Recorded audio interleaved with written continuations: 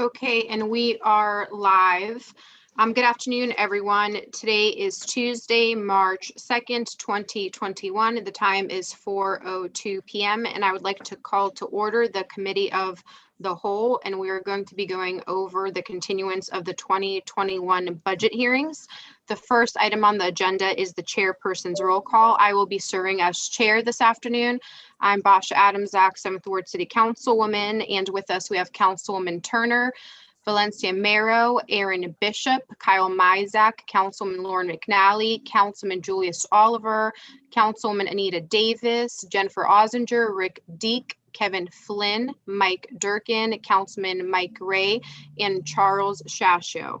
The next item on the agenda is the budget reviews by departments, and our first guest will be the Health Department, Aaron Bishop. And Aaron, if you just want to go over a brief review and maybe point out anything that is, significant changes from last year, and then after that, we'll go ahead and ask any questions that we may have. Sure. What we can do is just kind of follow along as you see it, like with health administrative, and looking at that pretty much, in working with Kyle, the budget's pretty much similar to last year.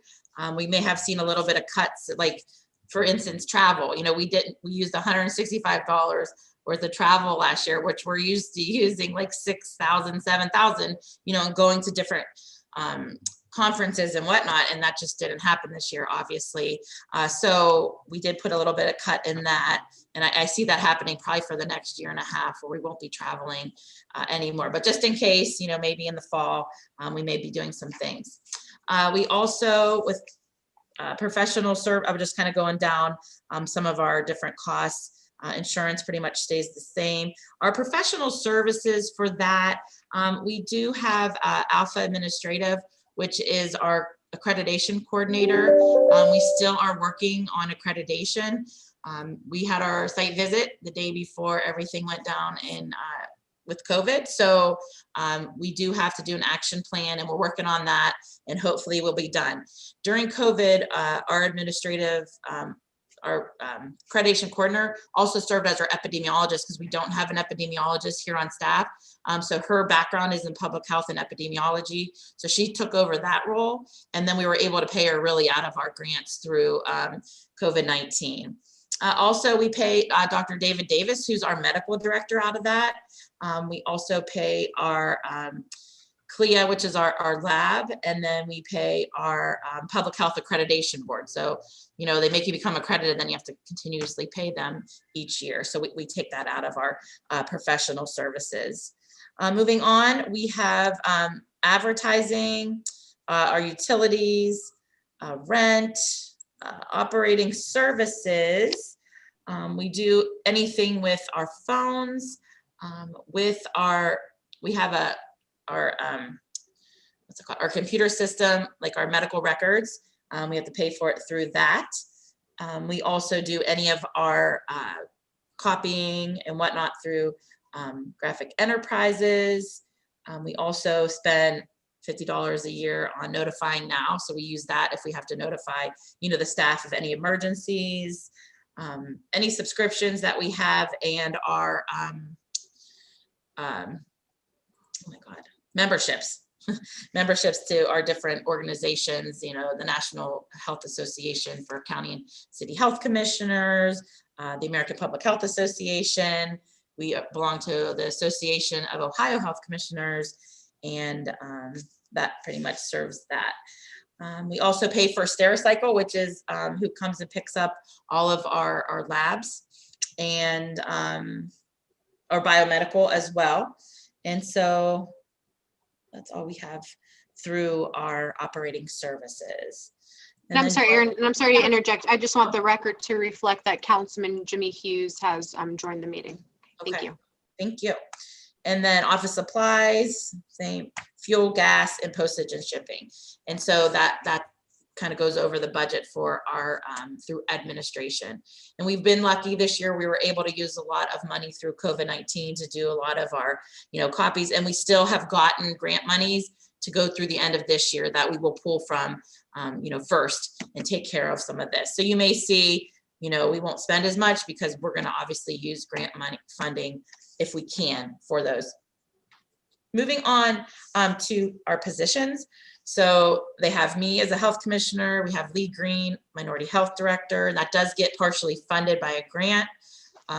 We have a secretary, and then we have our bookkeeper secretary, who right now is there. It's not available, so it'll only be a partial 9 months, because hopefully we'll have someone in that position, by April. And then we have another clerk in environmental health, and then we have our clerk carrier, which is down in nursing. And we just refilled that position. Dana had left us, and Sandy Castle, who came from the police department, is now in that position. And then Goalie Stennis, she is a minority health clerk, but that is fully funded through a grant. And that is through our hub grant, which is for infant mortality. We also, under that, and this is the first year we've had them fully under us, is the community neighborhood service coordinator, Bob Burke, and our neighborhood service aide is Jamil Murphy. So those two positions are through the chair. I just want to make sure that you're aware that that is not in the health department's budget, but because Aaron is responsible, I just wanted you to be aware that that is what we do under litter control. And that is a grant that you passed. I'm sorry, that was a budget that you passed as an ordinance 2 weeks ago. But I wanted to highlight what those salaries are of those two employees that are under the responsibility of Aaron in the health department. Thank you, Kyle. And so we will just move on to the next and talking about nursing. And those are basically our positions. Through the chair? I'm sorry, Anita. Yeah, through the chair. Yes, Anita. I was curious, just out of curiosity, it says that the one position is partially funded through a grant. How much of that is grant funded? So about 50,000. 50,000? Okay, thank you. Mm-hmm. Because that doesn't include her benefits, right? Right. Right, through the chair. We recover what they get in the grant. We then return it back to the general fund, but ultimately her costs are greater when you build in pension, insurance.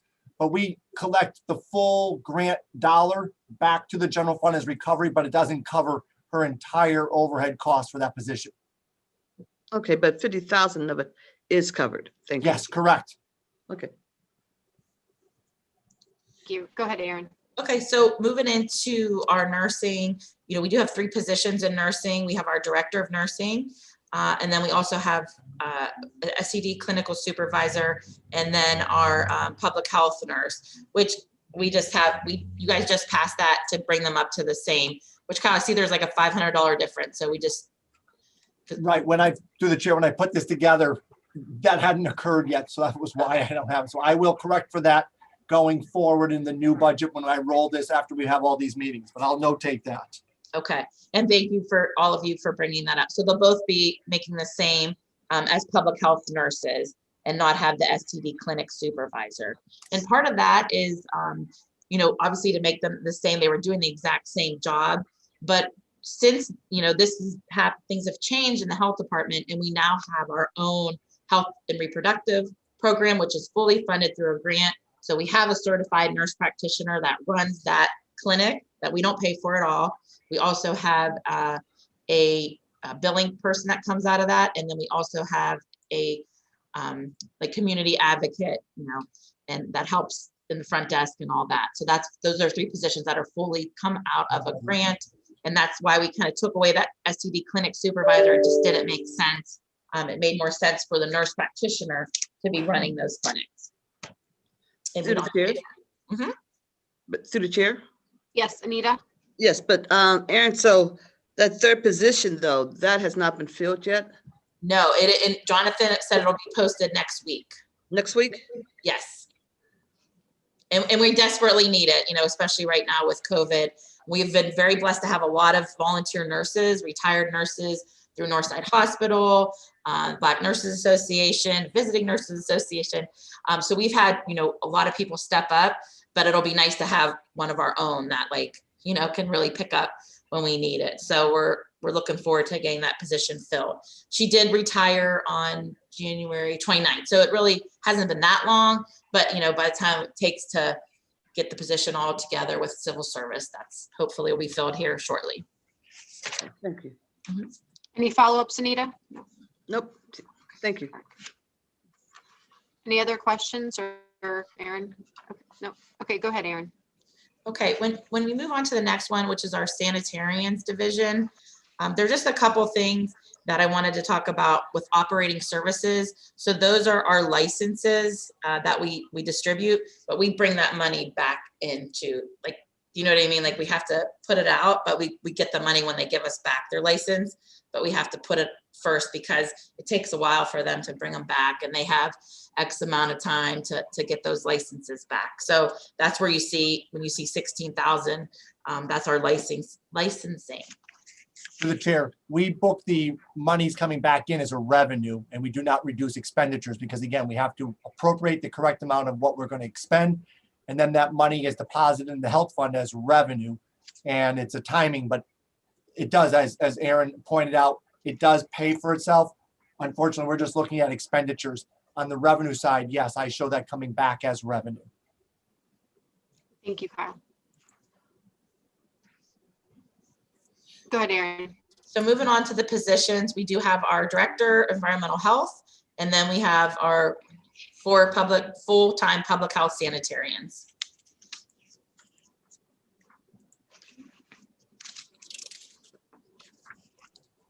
And then moving on to our Vital Statistics Division, we do play, if you see for operating services and supplies, we do pay for the paper. We have to use special paper through our Vital Statistics, but we also get monies to bring that back. So we're able, when all the funding that we bring in through Vital Statistics, we do put that back in to the pot of money. It comes in as revenue, but we have to kind of pay for it every year beforehand, so we don't run out, because it's like super special paper that we have to use. And then we do a lot of mailings and all that, because if you do Vital Check, which is you can get your birth certificate via the internet, we send them out then to people. So that's where we get the money in there for the operating supplies and services. And then moving along, our staff is our office manager, and then we have 2 clerk typists, and they both make the same, so it's even. And that is my budget. Okay, thank you, Aaron. Any questions from my colleagues? Yeah, just through the chair. Go ahead, Smith. Yeah, go ahead. Aaron, just two questions. First, for our COVID clinics, we're running those completely with volunteers right now. The nurses? Mm-hmm. So the nurses, no. Well, we have our 2. Right. And then the rest are all volunteers. Yes, they all are volunteers. And we utilized Chofin Career, so that we had Chofin students there today. We also utilize Youngstown State University teachers and students, and then, like I said, volunteer nurses. We are trying to get a little pot of money to do some per diem nurses, for especially ones that want to come and can come and do full days, because a lot of the volunteer nurses are a little bit older, and it's hard for them to do an 8-hour shift. But we're gonna, with that money, it would be coming strictly from our money through the COVID. It wouldn't come anywhere out of our general fund. Okay, thank you. And just to follow up, the contact tracers, are you working for them to be permanent staff, or how long do you think you'll have to keep them on staff? So I think they will probably be here until the end of this year. And I think they'll be here as long as ODH continues to pay for them. Do you know what I mean? Like, the minute they say, okay, we're done with you, I think we'll be like, okay, well, but so I think as long as ODH is going to make us contact trace, they're going to continue to pay for it. Okay. Thank you. You're welcome. Thank you. Any other questions from my colleagues? Okay, well, thank you, Aaron. Kyle, aside of the points that you mentioned, are there any other special points of interest, or are we pretty much good to move on to the next topic? Through the chair, we are fine to move on to the next topic. Is that next topic going to be some of those questions that we had put forth for the managers, or do you mean move on to a different department? Move on to a different department unless there's other specific questions that my colleagues have that would like answered at this time. Through the chair, there was 3 questions that we had posed for departments that actually addressed the public. And Okay. one of them was that significant one that if there was more resources made available, how potentially could that department, what would that department do with that? And how would it choose to use those funds wisely? Again, I don't know if you want those questions, but those were what some of the department heads were asked to bring towards this meeting if you look for some insight on those particular types of matters. I would like to hear that from Aaron. Sure. So I really would love to increase our, nurses, obviously only having 3 full-time nurses, even if we had 4, that would be ideal. Also, I would like to do more of like health education and have like health educators that would go out into the community, especially going into, our schools, our city schools. We've been lucky, through grants, we were able to hire under contract and Valerie Burney, who was working at all the schools. And I was at Ursuline High School today, we were doing their vaccines and they had all their signs that, said we're COVID smart, and you saw the health department signs, and, they know us now, the health department is, being talked about, in the community. And so I'd love to have a bigger health education department and also have a full-time epidemiologist. And again, I appreciate that we are so lucky to have our relationships with YSU. So we're able to, talk to John Braylich and help him. He can help us with mapping, but to have your own epidemiologist that can really get down in the data, it would be great. And like I said, we've just been blessed to have Emily, who was, our accreditation coordinator, but she was able to jump in and do that. So we've been able to have, dashboard and different things that we've been able to do because of her. So it would be really great to have our own epidemiologist and, maybe some more health educators that can do, or there's community health workers. We have one right now, which is Goalie Stennis working under minority health, but we could do so much more. I think if we had a bigger health education outreach program. Thank you. And just to follow up, so you're unlike a lot of the other departments, you're able to succeed and move through because you have a lot of grant funding coming in right now. Would you say your grant funding is abnormal than in years past, or about the same? So I think right now, obviously we've had a lot with, COVID-19, but different things that we brought in that wasn't there before, like the reproductive health and wellness clinic, which is something that we never did. So that's something I think that grant, we can make that would be more money. And I think with what happened with the public health, the pandemic, and now being, thought of as like, oh, we need to give them more money. I think we will see more grant funding come to us. And being able to have our local health department, I think has been important, to our citizens, that we were able to, just weren't one of the mix. You know what I mean? We were able to make sure our residents had the vaccinations first before, and again, like, we're not trying to say we don't want to take people from the county, but when push comes to shove, we need them first.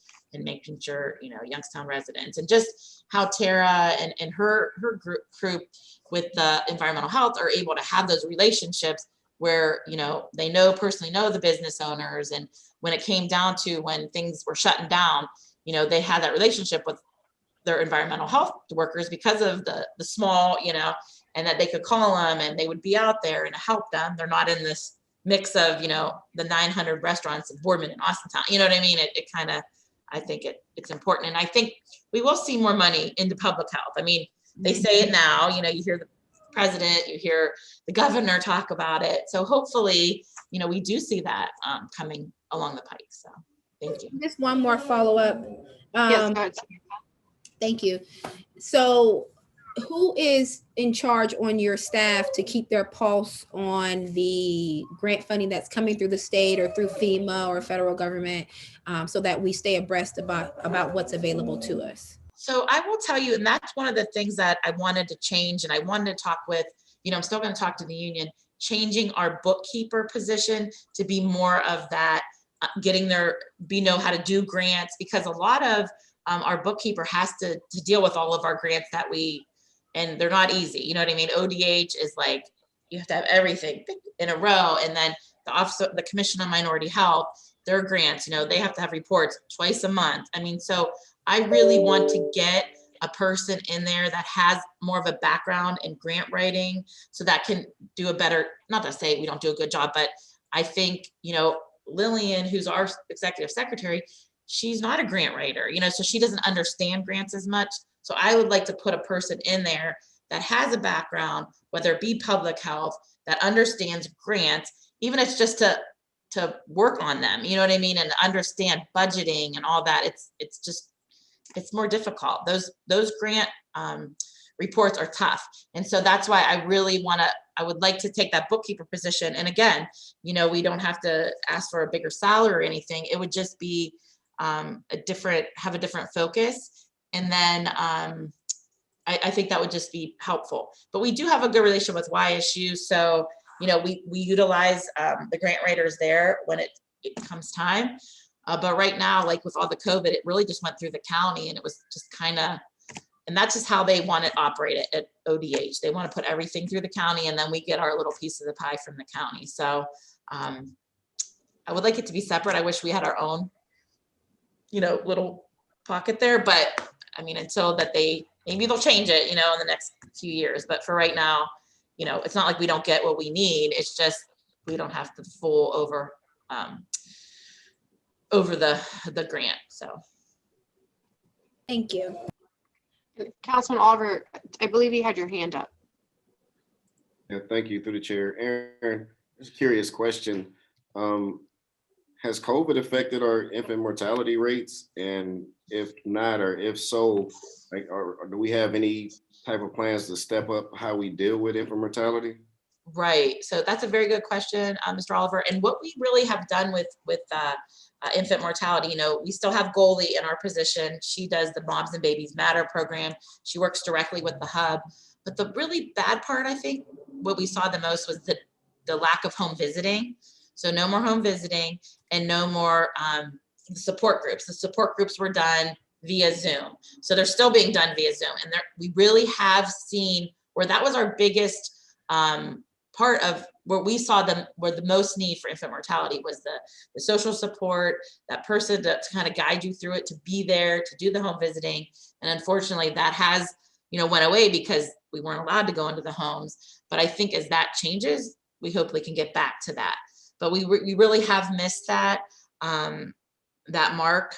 We still, and our groups haven't been meeting like they used to be. And we just need to get back into the home visiting and the programming and getting infant mortality back, in the forefront and in the news. You know what I mean? It was in the news all the time. We were always constantly having, meetings about it. And I just feel like it really has gone through the way while we're just focusing on, the COVID-19. Thank you for that. Quick follow-up, through the chair. Yeah, Councilman Oliver. Thank you. So I know poverty has a lot to do with, infant mortality rates, but have we ever really pinpointed why our numbers were so high here? Mm-hmm. So, Mr. Oliver, one thing that we truly have done is look at social determinants of health. And really, this was last year was the first year our focus shifted. It shifted from the home visiting. We're still doing all that, but we really wanted to focus on housing and access to food and transportation, how we can work on that. Because a woman that is living, in a house that's deplorable, that worrying about, is she going to have heat on tomorrow? How is she going to worry about going to her doctor's office? So that's where we were really focusing on. And we worked with YMHA and seeing if we could get our pregnant moms at the top of the list, and they could move forward and, and get quicker to be housed, and different things that we could do, in our group. And it's working, you know what I mean? We're still trying as much as we can with those social determinants of health. So I think you're going to continue to see more of us focusing on, the social determinants of health, as opposed to, the home visiting, because that's all stuff that's been going on, but why were we still seeing that high incident of infant mortality? And like you said, it's the poverty, it's the housing, and how we can work on that. So Thank you. Just last follow-up through the chair. Joyce? Some of my research and like talking with my wife and such is Yeah. showing that it's a high volume of stress, everyday life that's causing a lot of the infant mortality. But my question is, do you feel like your staff is equipped enough to be able to tackle this issue that's so pressing in our community? I mean, both with knowledge and funding or personnel. Do you feel like you're equipped enough to be able to handle it? So through the chair, that's, I think, would be something we could do more of, maybe another social worker. Like, so Lee Green is our director and she is a social worker, but she's a director, you know what I mean? So maybe doing more of the community health workers, which, like I said, Goalie's one, and then Yvonne Smith, but Yvonne works under the reproductive health and wellness. So I think as soon as we start, people are getting vaccinated, where people are okay to go out, and when the state says we can start going to visit again, because as of right now, we're not allowed to be doing the visiting. I think if we could maybe get a couple more community health workers under us, that would be great. But then again, I mean, and there's also, MyCap has a bunch, and Mercy Health. So we do partner with them as much as we can.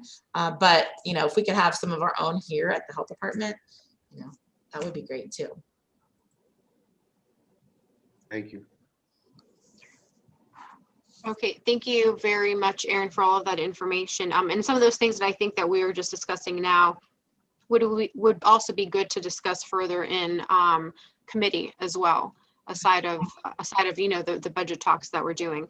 But thank you for all the work you and your staff are doing, especially during this challenging dynamic during the last year. So we definitely appreciate you. So thank you very much.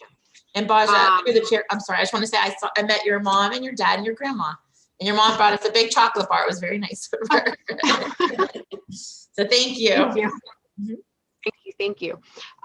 So we are going, it seems like we're staying on task, moving right along to Public Works and Traffic, which was scheduled for 4:30 with Chuck. Chuck, are you with us? Okay. Hi, Chuck. Hello. We could kind of follow the same, briefly go over, your departments, and then any, I think, pertinent information or any big changes, that you think we should, be aware of, and then we'll go ahead and ask questions. Sure, through the chair. Basically, our budget is going to be very similar to last year, which Kyle put together here. In Public Works Administration, most of the cost comes from personnel. We don't have a lot of material costs, operating type services or office supplies or anything here and there. There isn't a whole lot of surprises in the upper part. Our staffing levels are staying the same. We do have a vacant position from Robin Crosby moving on to zoning. We now have Andrea Smith acting as the general clerk, who's not listed there. Because this was done before her promotion. But we did fill that position, number 5, under payroll. And we have, of course, myself, Kadar, Chris Armelli, and Cindy Francisco. And then now we also have a clerk, Andrea Smith, who is not listed on here, but that position has been filled.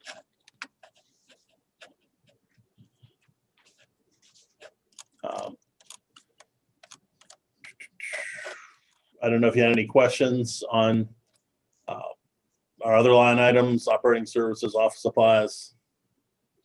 Through the chair, Go ahead, Anita. Is this the Andrea who's coming over from demolitions? Yes, Okay, I just want, so now her old spot is vacant, and will it be filled, or are we gonna be saving that? yeah, it's already been filled. Okay, I was thinking we might save the money. Okay, thank you. Thank you, through the chair. Yes, Samantha. Under your budget, I'm sorry, pardon my ignorance, what do you advertise? All of our projects, they have to be ran through. We run them through Vindicator, or whatever they are now, Tribune, Vindicator, public release, public advertising, all of our roadway projects. Most of the time, like if it's a sewer project, we'll pay for that out of wastewater. The roadway projects, the advertising is, it adds up, it's a lot of money. So we do have to advertise every single project, RFQs, RFPs, those types of things. So all those require advertisements, public notices, that type of thing. Not So- press releases, but So when you do legal advertisements. Are you doing it through a different channel now? No, we still have to publicly advertise. Good point, though. We are, our contract letting is now all 100% digital. But we don't, we still have to advertise publicly. Like we still have to advertise in a newspaper of general circulation. It's required. But we So, won't be printing out documents anymore.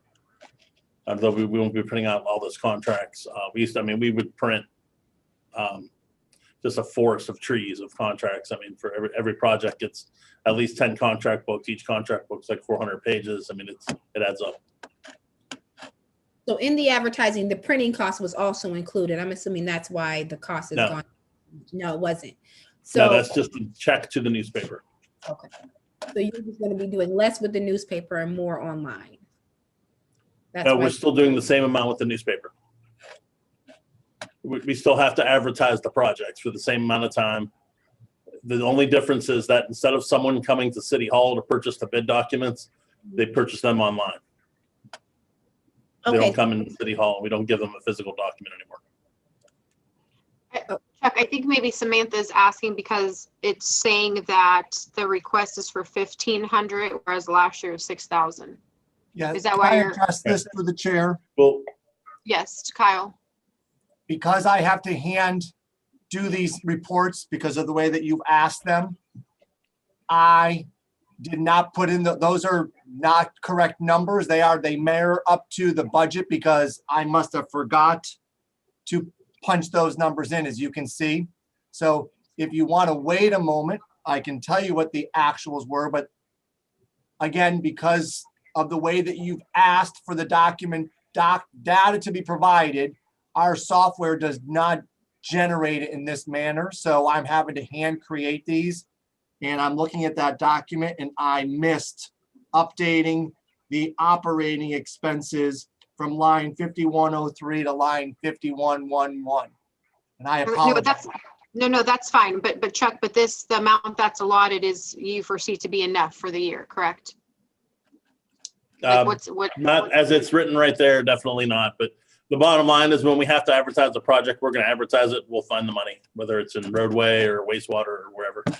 But we're not going to stop not advertise projects if we don't have the money. Through the chair, as Chuck said, a lot of this gets charged off to other funds if the projects are initiating from those funds. So let me just tell you exactly what we spent last year out of Public Works advertising for projects that were not directly associated with other funds. If you give me a minute, I will tell you exactly what we expended. And I apologize for that error, and I didn't catch it earlier. That's okay. Thank you.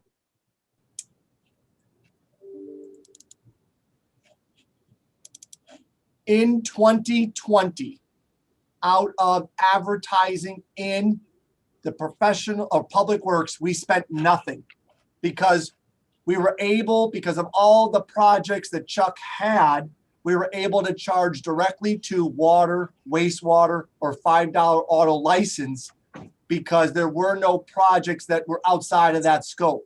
Chuck is responsible if there is a project that does not fall into one of those main categories. And last year, there were no incurred expenses. So that's why in the budget, I only put 1,500 because we spent nothing last year out of that line item in Public Works. Thank you. Samantha, did you have a follow-up? yeah, so Chuck, is 1,500, I'm based off of the work you have planned, let's just say that work that's planned for this year, is the 1,500 gonna cover that, or you just plan to move it around? I would say we're going to either move it around or we'll come up with the money out of a different fund. Just for an example, we just advertised the Crescent Street Bridge. We're advertising it right now. The advertising fees to the Tribune for the Crescent Street Bridge project is $1,772 for one project. So now that's a 3-week advertisement. It's an ODOT job. We're required to advertise it for 3 weeks. But the ads are long. You know, they're specific language in there that has to be there by the higher revised code. There's really no way around it. I believe that this is for incidental advertising, I would say. Like if, for instance, if we have to advertise like for, I don't know, a miscellaneous contract, like whether it be, I mean, it's not going to be a cleaning contract, that would be under building and grounds, but dead animal removal would be one example. For instance, that contract, miscellaneous engineering projects, notices of qualifications, stuff like that. That's kind of where that would fall into. But the bottom line is there's always a fund somewhere where that would fit more appropriately than Public Works Administration. It's more for like miscellaneous advertisements, projects that don't fit in anywhere else. Is that Samantha? That's fine. Thank you. And then there is a $2,500 cut in professional services. Did you tell us what professional services that is that we're gonna possibly have to decrease? To the chair. professional services we use are for miscellaneous, whether we need some miscellaneous engineering studies that maybe either Kadar can't handle or doesn't have the time to handle. Sometimes testing for projects, not necessarily for resurfacing, but if we have a, let's say for instance, if we put together a small bid to replace some sidewalks somewhere and we need PSI, they're a soils testing company, if we need them to come out and test concrete for us, that's not a lot of money for professional services. It's not going to be anything significant. Kyle, did you have a comment? Through the chair, last year we spent $1,800. So again, I apologize that the numbers are not correct. That is why I'm trying to interject that there is not much of Public Works does not spend its budget through this department. It's design and all the work is charged off to the projects or to the enterprise funds where the projects are where the costs are being associated. Chuck and his department is really for, yes, the overall oversight, but most costs are, like I said, allocated to the divisions and to the funds that the projects are being handled in. Thank you. Any other questions? Oh, Jimmy? Yes, thank you. I'm kind of disagreeing a little bit with the need to do it through the circular that Chuck was saying. I mean, we just discussed in another meeting about doing it at the city's website, advertising, and maybe advertising the advertisement that it's on the city website. I really think that we should have legal give us a little better direction as to is it needed, because the media that he's referring to was a failed media that didn't even perform for a while. So if we had to rely, if that was the only place that we should be able to do it, and when they closed down or when they shut down and wasn't in circulation for whatever period of time they were, you know, where would we have been, and did we not violate anything at the time? So I think our website can suffice for the advertisement. And if we need to advertise the advertisement that it's on our website, but I think that should be, I think we should get a legal opinion on, can we utilize our website as to those notifications? And I think we can save a lot of costs in doing that. That's just my opinion, but I do think that we should let legal look at that.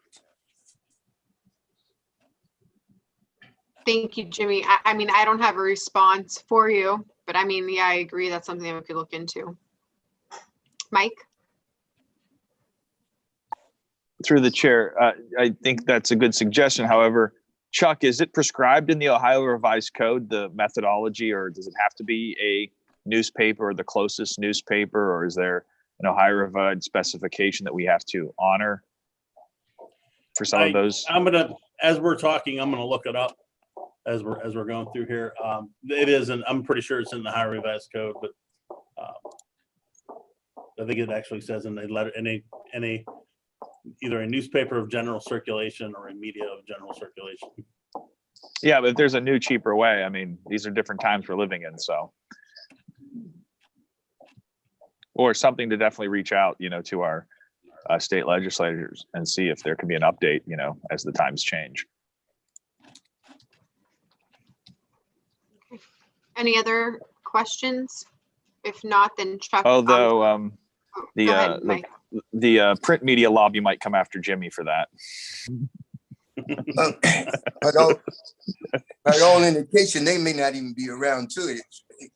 One failed, this one failed as well. I mean, it's all possible. I'm not having the negative toward them. I don't even know who they are, but just the same, hey, they used to be called Youngstown something. Now they don't. So where's the love at for us? Chuck, if you would like to move on to the Traffic and Signal Division. Sure. Public Works Administration's a little vanilla and boring, but traffic's a little bit more involved, I guess. So, traffic engineering. I think everybody knows what traffic engineering does. Right now, we have we have 4 employees right now in traffic engineering. We have a supervisor, we have 2 linemen, and 1 operator. They are responsible for all the traffic control devices in the city, whether they're traffic lights, stop signs, traffic control signs, pavement striping. They're also kind of like a catch-all department that will do miscellaneous tasks that either other departments either don't want to do or doesn't fit in with their departments. So things like any work that needs a bucket truck, moving the cameras for litter, or if we have to secure secure something on a city-owned building, there's just lots of miscellaneous things that traffic does. Knocking down the ice cubes on the Mahoning Avenue Bridge, arch bridge there, railroad bridge.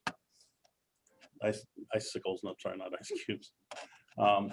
So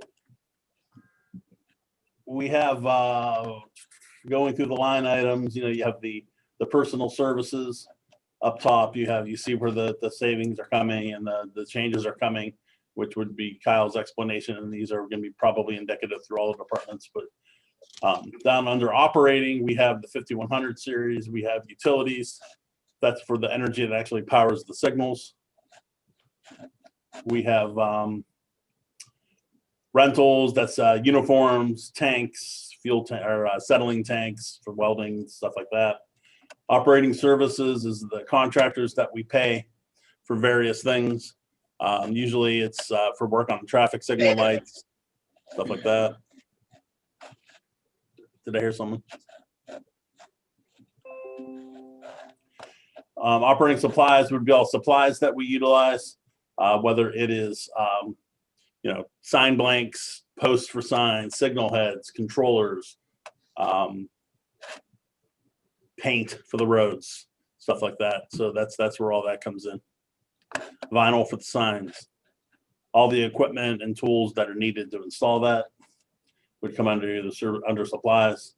Office supplies, obviously there's not much there. Anything they need, they usually get it from Public Works.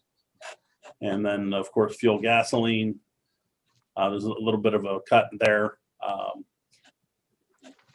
We'll have to see how that plays out. I'm sure there was the summer of 2020, almost the entire department was laid off other than Mike Drummond. I mean, we were to the point where like Mike was, the on-call thing gets to be a little tasking. We had 1 lineman, Bill Elliser, that was on call for almost a year, 7 days a week. Mike took some time to take call. I took call during the summer because it was just Mike. So we get by, we do what we got to do. It's not the ideal situation, but we get by.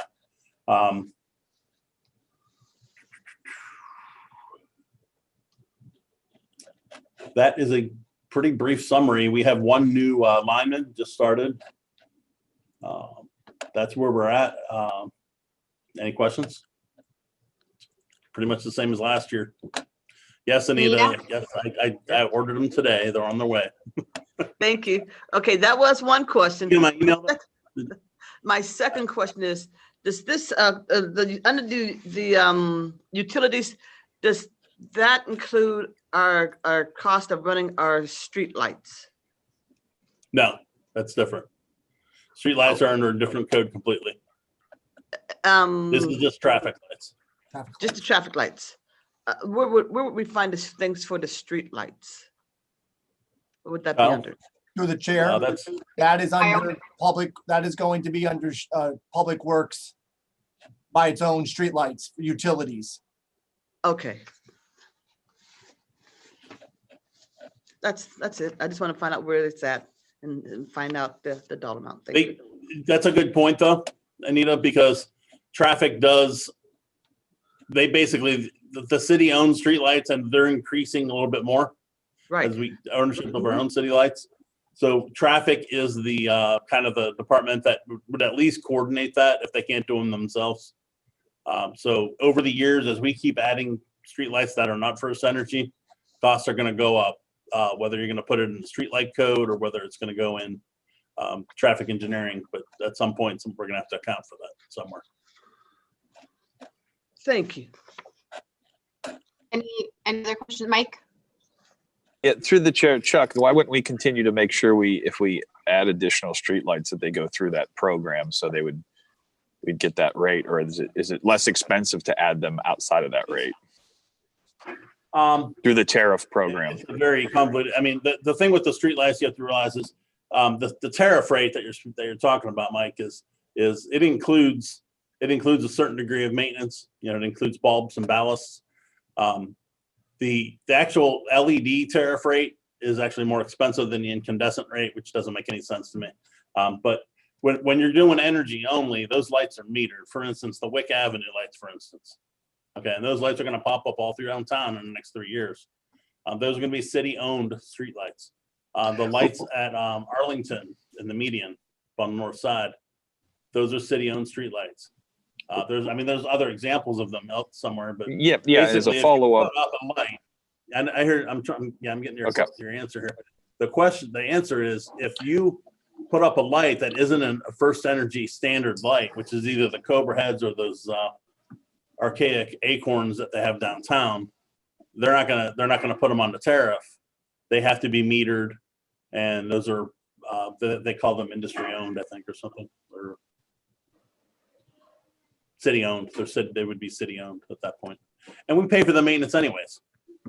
If a pole goes down, we pay First Energy to put it back up. If someone, and you could just push those acorn lights over downtown. If someone pushes, someone has too much to drink and falls into one of those lights and pushes them over, we have to pay First Energy to put it back up. So we're paying for it either way. So I guess my point is we might as well get the lights that we want. Yeah, through the chair as a follow-up. Chuck, I have an appreciation for all those points you raise. It's just that, at what point does we have the capacity to change bulbs, or, even the cost of an LED bulb, hopefully the LEDs will come on the tariff at some point, but just making sure we're mindful of that cost benefit and where that sits. Cause at some point it may reach a breaking point or a break-even point. And one example is 7-Eleven.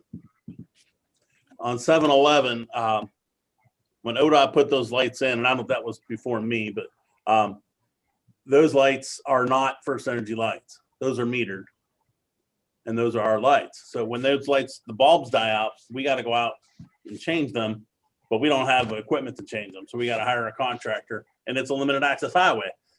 We help them, but we have to set up the full zone. Because you're on a highway, you're not on a side street somewhere. So you have to set up the full traffic control zone. It's a traffic zone. They go out and they use their large bucket trucks to go up and change those lights because they're so high. So we're looking at converting those to LED lights so they don't go out as much, so they're using less energy, that type of stuff. So at some point, you know, as we go down this road, you know, in the future, I would say it would be cheaper to probably find a way to do this in-house.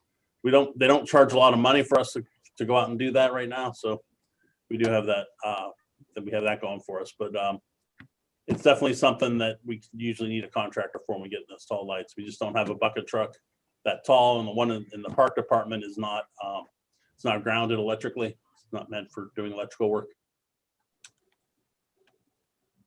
Thank you, Chuck. Mike, anything else? Or Lauren has her. Lauren, go ahead. No, thank you. Thank you, Chuck. Thank you, Basha.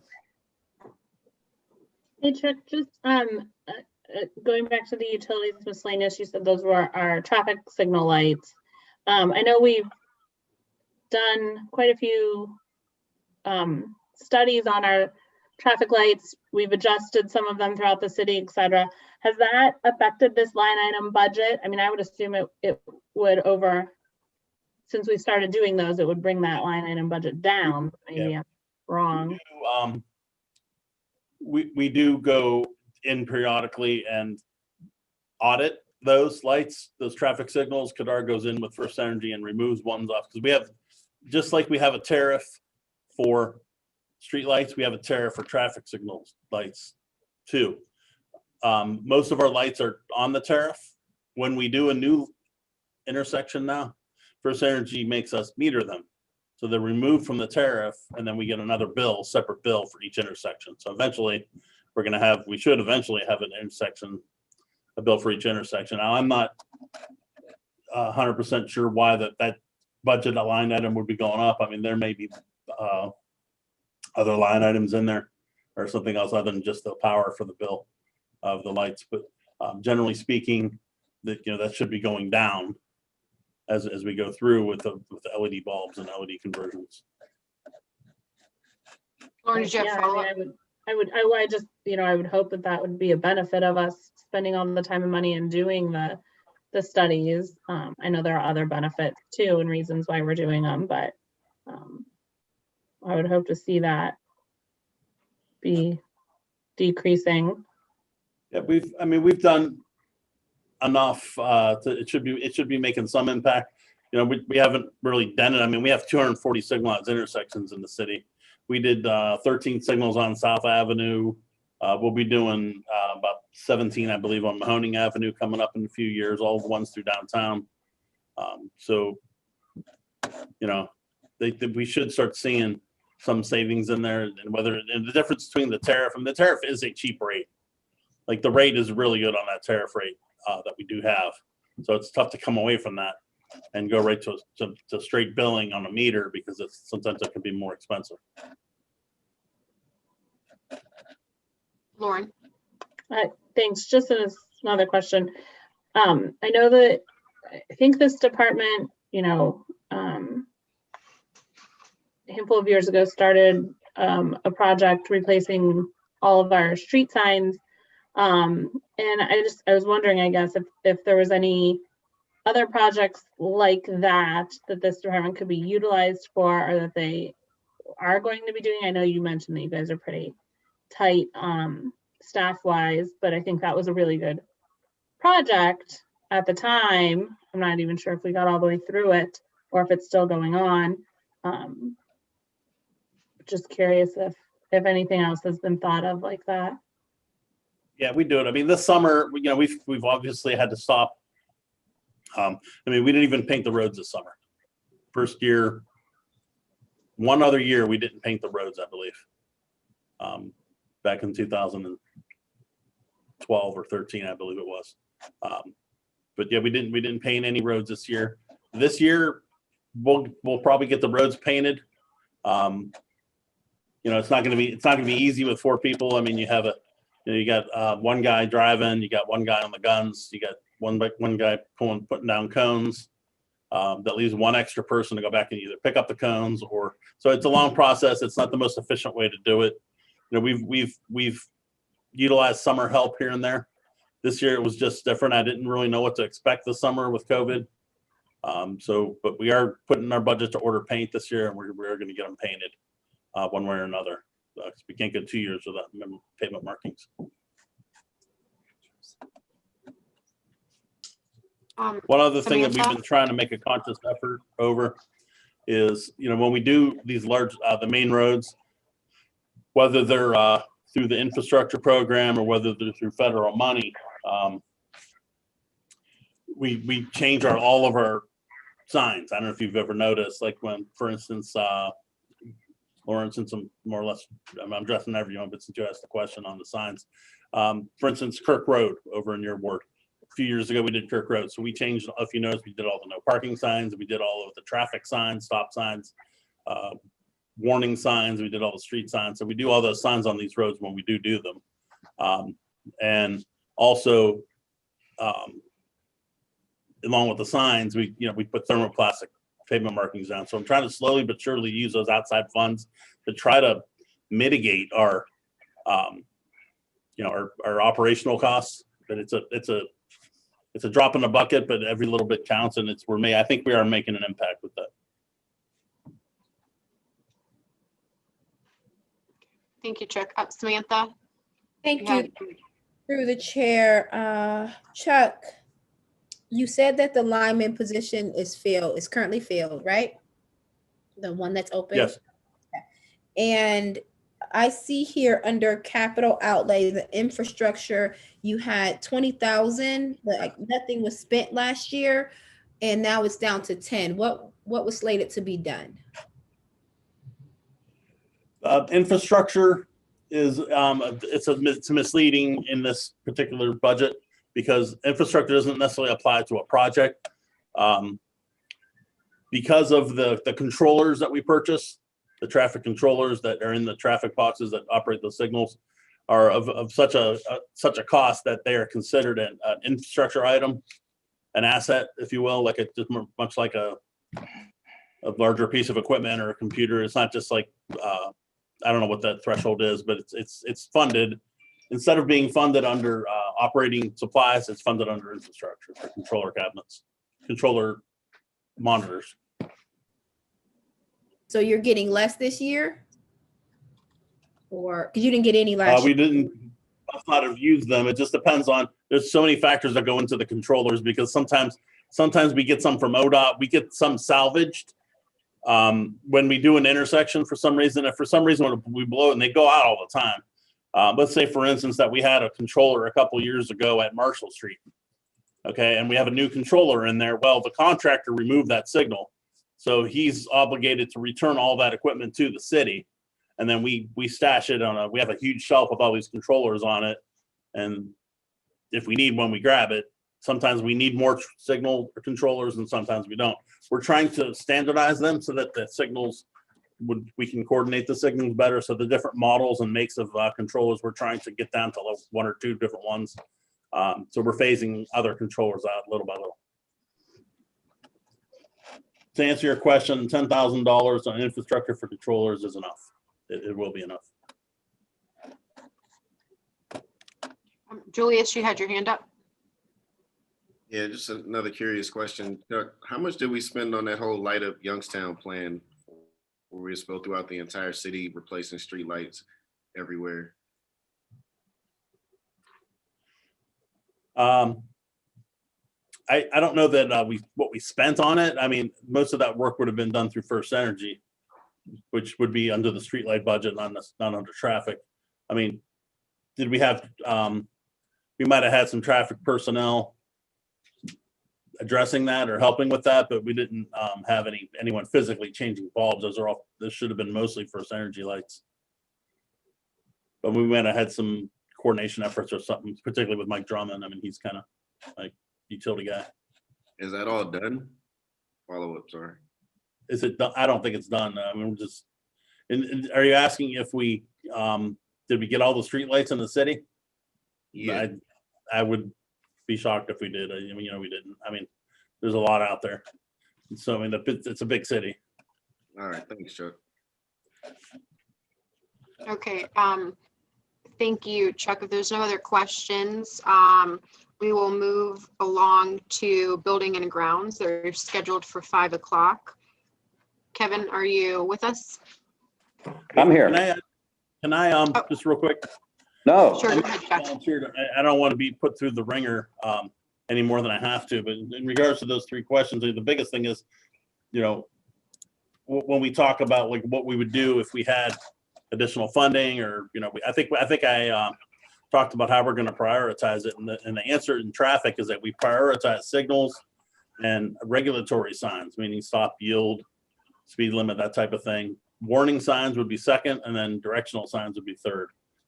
If we had not an unlimited budget, but if we had additional resources, where I would put it in more preventive maintenance. We're not good at preventive maintenance. We just don't have the people to do it. I realized that a lot when I was on call this summer, that I would go out to a signal. In fact, I went out to one on Liberty and McGuffey, and went out there, and there was poison ivy in the signal box. There's bees nests in there. You open up the box, it's like it hasn't been opened in 20 years. That takes a toll on the equipment. Cleaning lenses, when you go up and to change a lens or change a bulb, the traffic signals, sometimes the caps are falling off the signals because they're rusted, and the lenses are filthy, they're not clean. We don't have the resources to do the proper preventive maintenance, and it affects our call outs and affects the safety of the intersections, frankly. But that's what I would do if we had more resources. Through the chair. Thank you, Chuck. Samantha? Yeah, so Chuck, that's a great point. I would say that's something that, that's not like a wish list item. Preventative maintenance is necessary for a city to function. Like you said, poison ivy, that means no one even can get out to check it. So I think that Cal just stepped away, but we definitely need to look at how to put that in the forefront. It's not if we have extra money, we have to figure out how to get this done, so that we are not. It is not I'm not singling out traffic engineering. It's a citywide issue. It's the funding situation is what it is. We have to learn to adjust to it. We're doing our best. Yes. So Cal, I was just saying we're not getting enough money. To Chuck that preventative maintenance is something that we really should figure out how we prioritize, and what they need to begin to start down the path of being more forward thinking, or working towards getting things at least monitored at a better rate. It's not a wish list item. I think that's more of a necessary item. And like he said, citywide, it's very necessary so that we aren't continuously throwing good money after bad.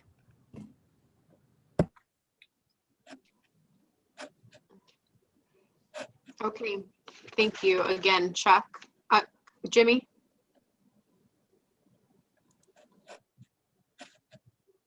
Jimmy, you're on mute. We can't hear you.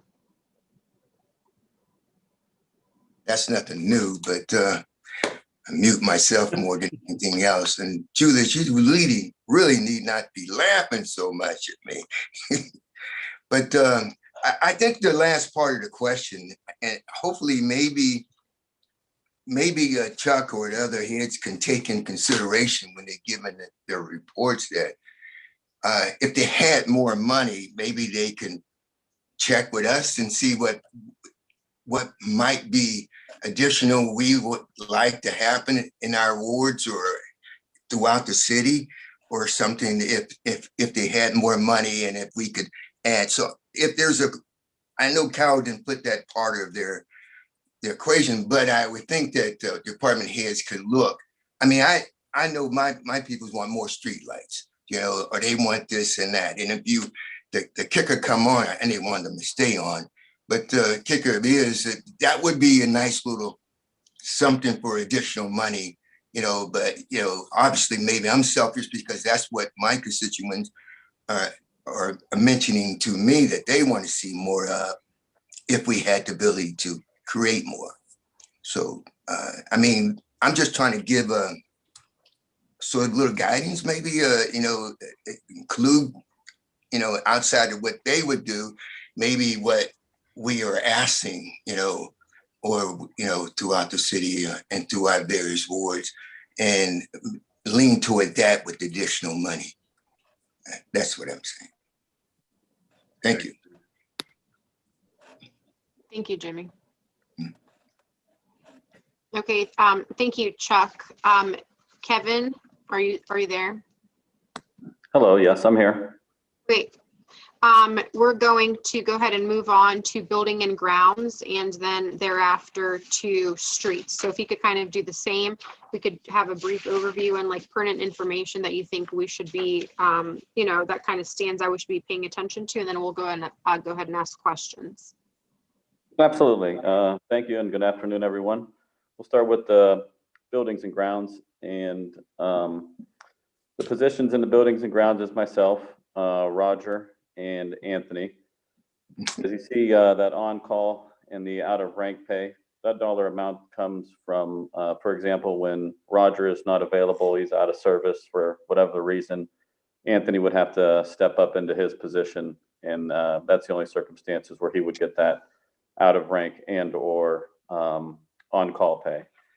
Moving over to our budget, last year, we were able to fall in our spending under budget. It's pretty much fixed expenses as we are the maintenance arm here as we cover City Hall Annex, the Vice Task Force Office on Mahoning Avenue, and the old fire station on South Avenue. Like I said, we were able to stay in budget on everything, as you see on all the line items, other than our office supplies, and that big dollar amount there comes from expenses of update or upgrades to the Microsoft Office software, and also our operating services, as Councilwoman Turner mentioned, it was so important, is our preventative maintenance agreements with Johnson Control for the HVAC at the Annex, with Schindler, and our new elevators at City Hall and at the Annex. Is there anything specific you would like me to go over on this buildings and grounds budget as a group? Because I see Councilman Turner has her hand up, but first I just wanted to make a quick comment. Kevin, I commend you because I know every year you've been either coming on budget or under budget, which allowed us to buy a lot of necessary equipment that we have been needing. So I just wanted to put that on record that, I just want to commend you. You've been doing a great job. Samantha, you had your hand up. Yes, I definitely want to echo that. I know you tightened your belt quite a bit last year for us, but I see here you had capital expenditure at 25,000. What was slated to be done? Because I know you do have the building down on Teamster. What was slated for that? Now, Teamster Drive falls under the street department. I believe that 25,000 for the infrastructure improvement. We were hoping to upgrade the City Hall lobby lighting, but unfortunately, as we know, with the pandemic and everything, we decided to hold off on that type of capital improvement at this time, just for sake of our budget, of course. Oh, I just thought the lights were off, so it's just. Oh, no. Through the chair, no, they're old. We wanted to update them with LEDs. They're just old lights. We were actually going to keep the same style of lights cosmetically to keep the same look. Just we wanted to brighten the lobby up, but like I said, unfortunately, because of the pandemic, we put that off for this year. Okay, understood. Thank you. Anita? To the chair, you mentioned the elevator for City Hall and for the courts. Yes. Okay, so the elevator for the courthouse is out of this portion of the budget and not out of the court's budget? Is that normal? Through the chair. Yes, Kevin. I'm not sure what normal is, to be honest, but I can tell you in regards to the two elevators at City Hall, and then the one elevator at the Annex is for the general public. So during the rehab, they updated, they installed new elevators for the judges and the prisoners.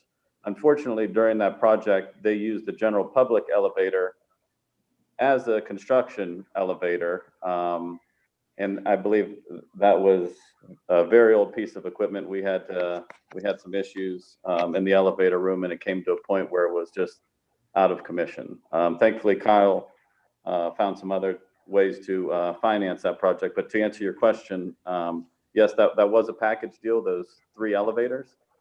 Maybe Kyle could speak on to if that's being. That's okay. No, never mind. Thank you. I'm good. Thank you. Thank you, Kevin. Thank you. I appreciate it. Thank you. Any other questions regarding the Building and Grounds Division? I do have another question. Yes, Samantha? So I understand deciding not to upgrade the lighting in City Hall, but of all the buildings that fall under you in Building and Grounds, there is nothing that needs to be done or that's necessary to be done. As you know, my school of thought is we don't wait till it falls down to fix it. So I just want to be clear that everything is in tip top shape, and we don't need to put a ceiling tiles up or doors or anything. Kevin, I'm sorry, before you mention that, I would just like the record to reflect that Mayor Brown has joined the meeting. But go ahead, Kevin. Through the chair, thank you for the question. And fixing the ceiling tiles is a nonstop chore for Tony. Unfortunately, the City Hall is heated through steam, and it's a nonstop problem, as well as our plumbing. As you know, City Hall is a very old building. So Timlin is our plumber who's across the street from us, I'm sure you guys have seen their truck parked out front of the City Hall. He's there often. So to answer your question, yes, we have a long list of ceiling tiles and lights and doors that do need to be replaced. But with Roger and Tony being a team of 2.5, counting myself, how I'm limited to help, we're constantly running. So as you did mention, it's unfortunately we are reacting. We don't have that leisure of being able to make those big improvements like we would like to. But in regards to the old clerk of courts, there's some space on the 7th floor and in the basement where there is old furniture piling up. That is a goal of mine this year, is we are going to get all that stuff on the scrap surplus list to clean out those spaces, and for lack of better terms, just have a blank canvas where we could look at these spaces where hopefully we can repurpose them at some point. Thank you, Kevin. Samantha, did you have a follow-up? I'll reserve it for the end.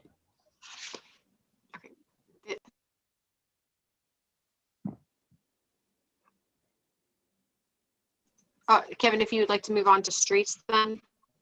Oh, sure. Hold on.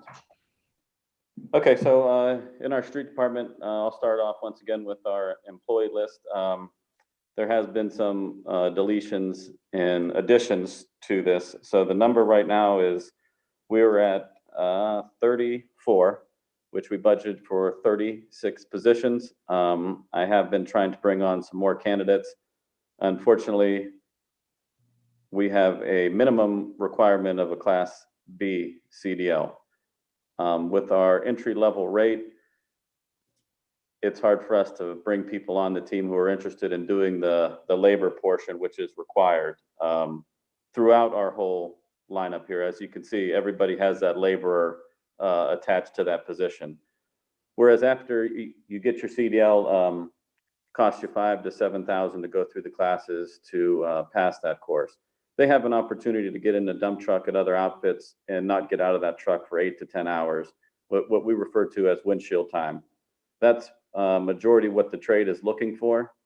So I'm currently working. I had a great meeting with the Urban Academy of Scholars, and also had a good conversation with Mr. Morano with the city schools to try to find a way of how we could train some young guys coming out fresh out of school, get them this CDL.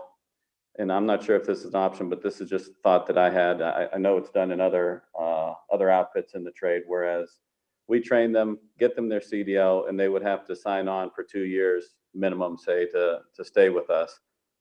But I'm thinking of other ways and other ideas how I could find candidates to get us back up to this 36. That's the number that it's been at for the past 3 years. I mean, ultimately, I would love to bring on another 15 to 20 guys where we would finally start seeing some reduction in time for our snow removal process. And let me go on the record and thank everybody here for helping us with gaining some equipment, much needed equipment that I was crying and begging for upon my arrival here. Now we've got this new equipment now. I just need to get guys driving these trucks for us for these weather events. But ultimately, that's where we're at right now with our staffing. We're at 34 guys with the hope to fill these 2 positions to get. And I think Councilman Davis has a question directed towards that.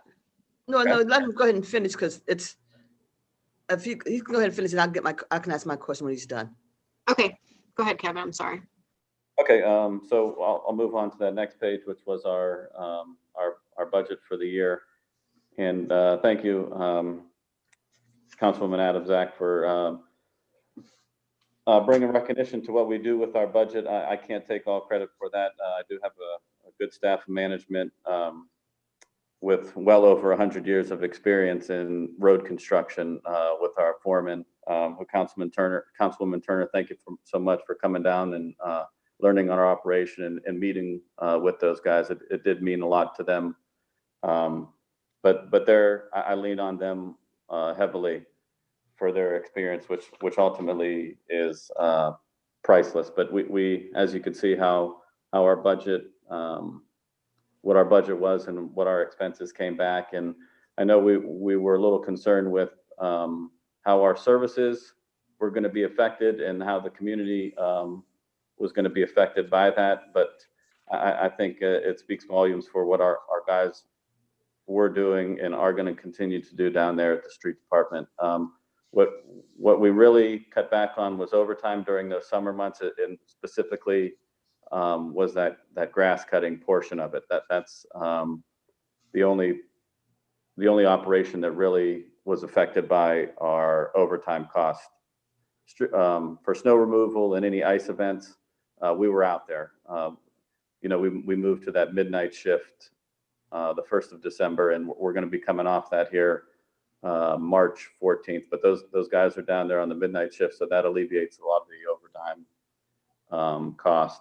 Thankfully, 2020, our savings, I believe in our salt and slag expenses, we were able to bring on that new plow truck, which was huge. And we used that just for the freeways and the mains.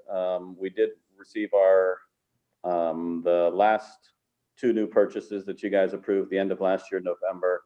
Those are up and running. They're in our fleet. And I invite all you guys to reach out, come down anytime. I'd like to probably put out a press release or a press conference so the community can see these trucks and see what we are doing with this fleet and how all of us are working towards updating the fleet so these roads are passable. We did make and you guys approved the purchase of that hot box for pothole repair. I think it speaks volumes for the fact that I'm not getting the amount of calls for those large craters that we used to have. I think the way we are surveying the streets and how we are reacting to the requests for potholes, I think you guys could all see it in driving the roads. Now, our resurfacing program, I got with our staff. We also made a list this year, and I'm going to be forwarding it just as you guys do to Shasho, just because we have all that information. We're working on those streets every day. We have all the work orders, so we'd like to be a part of that resurfacing program, just for the fact that most of those streets that are on the list are just patch on patch on patch. So there's not much more we can do with them other than throw some material in the hole. But you're seeing with the state stepping up and helping with Oak Street, that portion of Market Street, Indianola, that's huge for us. In years previously, we were spending all midnights on Market Street. Once a week, we were on Market Street and Oak Street. So partnering with them as on our major thoroughfares, not only cosmetically, but for our expenses and what we've been investing in our maintenance and filling those potholes is going to be huge for us moving forward. Excuse me.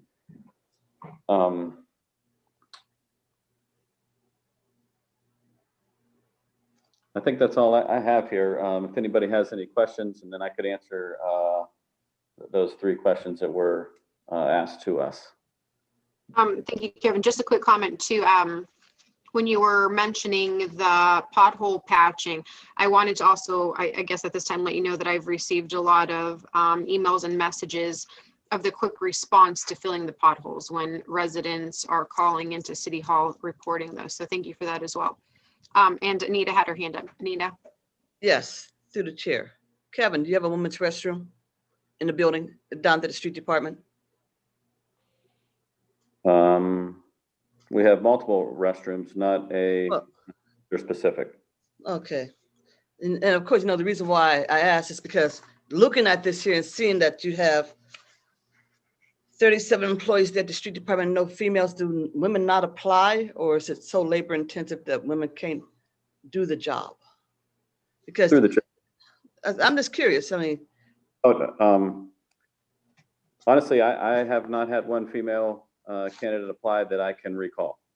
do you let the public know that these jobs, when they are available, are with equal opportunity employment? Because in this day and age, and I know in other cities, in larger cities, I see women on their street crews, and I'm not just looking at your department, Kevin, but it's here in front of me. Women are 50% of our population, and no doubt are taxpayers. And this is the kind of hiring, probably most of it not through no fault of yours, but this is the kind of practice that leaves women down in the poverty level, and men making on average twice what women make. So I think we need to let women know that these jobs, when they are available, are open to everyone if they don't mind getting a little roughed up. But most of the time they're just riding around. I mean, it's cold, it's not comfortable, but for a decent pay and benefits, I think we should let women know that these jobs are there for them as well. And I mean that because this is 2021. And just when you advertise, I think it would be well on your part that says that these dollars are there to employ women as well as men. Thank you, Kevin. I'm serious about that. I'd hate to see us be sued. Thank you. Lauren and then Samantha. Thanks. Kevin, are you planning on hiring any summer help? Don't you guys use summer help for grass cutting and stuff? Through the chair. Yes, go ahead, Kevin. I meet with the Teamsters. Obviously, we're a Teamster shop. So last year we did not hire any summer help just because I was asked, obviously because of the pandemic. But previously, the Teamsters are only in agreement of bringing in laborers, and those laborers do not drive any vehicles and or operate any tractors. So they're just specifically on a line trimmer, weed whacker around the intersections and guardrails, and or have a shovel in their hand filling potholes. Okay. But I absolutely love to bring in summer help because that gives us, we would bring in 4, that would give us 2 to 3 more patch crews out there a day, which is huge for us. Just as a follow-up, Basha, through the chair. I see there's nothing in your part-time wages line item here. So it looks like you're not getting any opportunity to hire. I would say, I know at least, on my side of town, the freeway entrances and such whatnot, they struggled last year getting cut. So they could definitely use that even if it's just a little bit to clean that type of stuff up. I mean, it looked pretty rough. Specifically in your ward, what on or off ramp freeway? It's actually not my ward, I mean Mike's, but it's the 681 that I'm always hitting up right on Bella Vista and 680. Okay, that's actually ODOT's. The on and off ramps of 680 are ODOT's responsibility. The bridge there, that would be ours, I would think, and the patch of land that sort of sits to the right if you're coming towards Mahoning, I would think would be ours because it's actually in the ramp itself.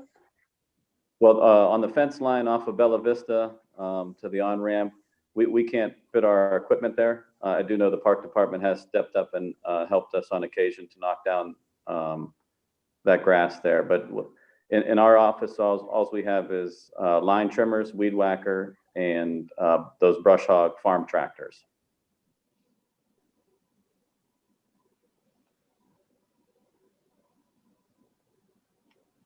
Lauren, did you have a? I think she's frozen. Yeah, that's what I was gonna say. I think she's frozen. Okay, Samantha. Thank you.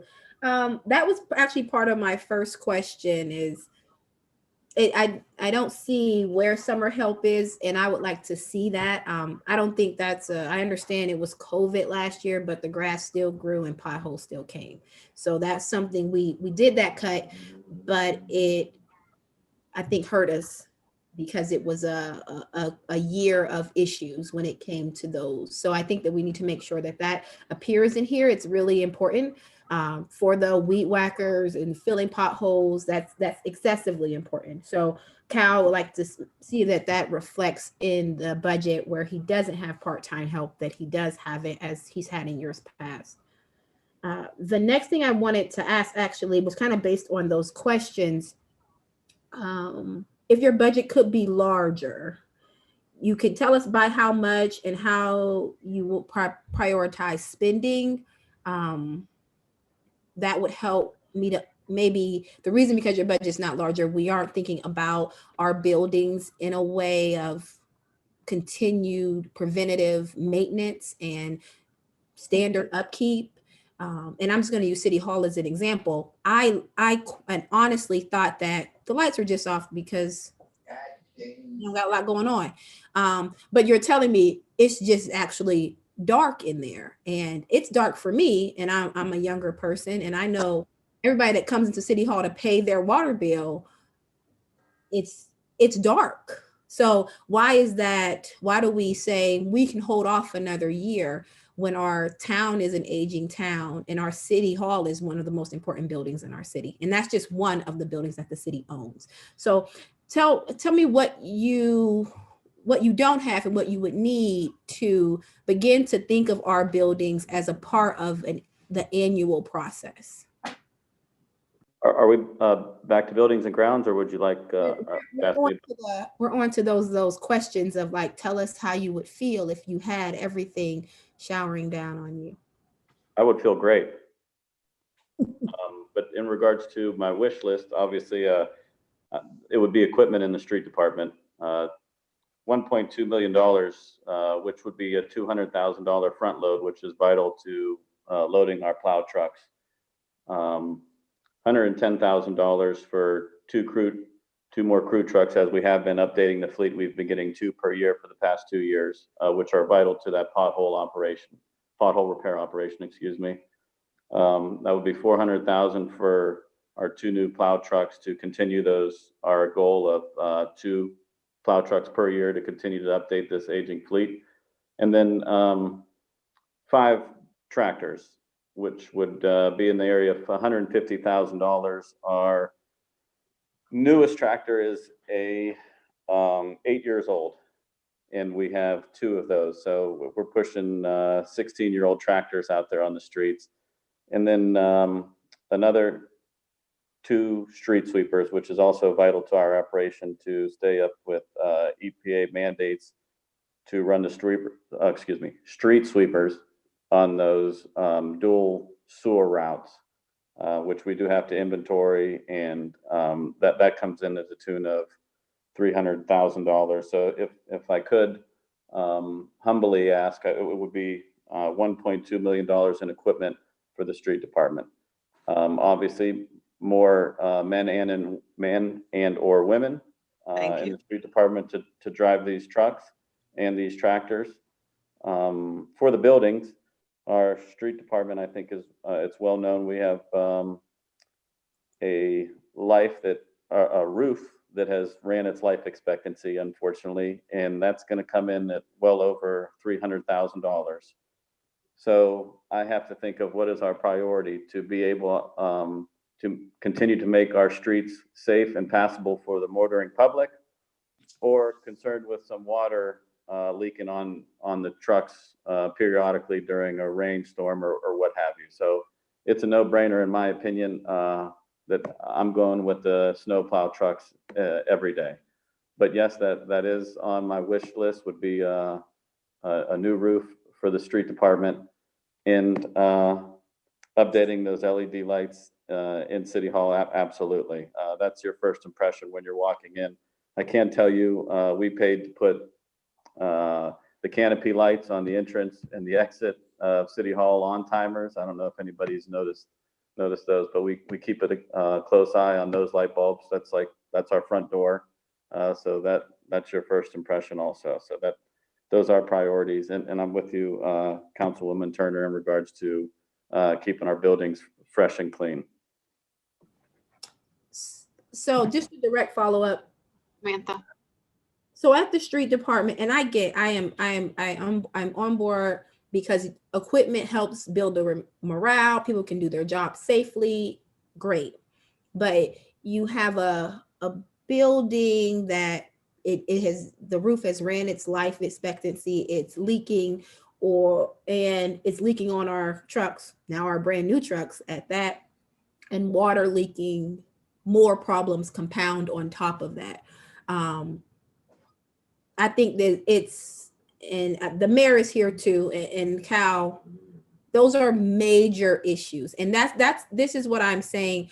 I don't want to get to a point where we have to buy an entirely new roof. And if Boak & Son put on a roof, especially a commercial roof, they give you 5 sections and tell you they'll fix this section this year, this section that year, and continued maintenance. It's the same thing that happened last year with the fire station roof, where we got a call that we got to replace this roof.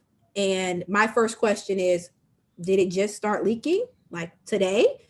Well, no, it's been leaking for a while. Now it's falling in. So now it's an emergency. That's what I want us to work to avoid. You know that this is something that needs to be done. This is more extreme than the light, but it's something that needs to be done. And we are not accounting for it in our budget. But mid-year, if a whole section falls in, we will have to get that roof replaced no matter what. But you know right now, today, that roof has lived its life and is leaking, and we need to replace it. So now we don't put in the budget. We just act like we are going to survive the year. We're going to cross our fingers that we're going to survive the year, and hopefully nothing falls in or damages any of our brand new equipment, because we got a lot of it this year. But I want to make sure that we're all thinking about how we are taking care of our city buildings and maintaining them. And this is what the public sees of us. How can we expect our tenants to take care of their space if we don't take care of our space? Gotta feel like we gotta do the right thing on this. But Kevin, if you feel like that's not a priority, then that's you and your boss. Chair. Through the chair, may I follow up? Yes, and then Councilman Oliver. It's not a feeling that I have about the roof. I work closely with Chuck Shasho and Kadar in engineering, and it is a metal structure. In no way would I put anyone in harm's way where I would ignore a roof and a chance of it falling in and, God forbid, hurting anyone, and or would I park millions of dollars in equipment underneath the roof where I thought would collapse. We continually to wash the trucks and we keep them clean. A little bit of water isn't going to hurt them. We don't have any material or any rock salt or anything in there where that leaking roof is gonna affect us physically or financially at this point. Through the chair. Councilman Oliver.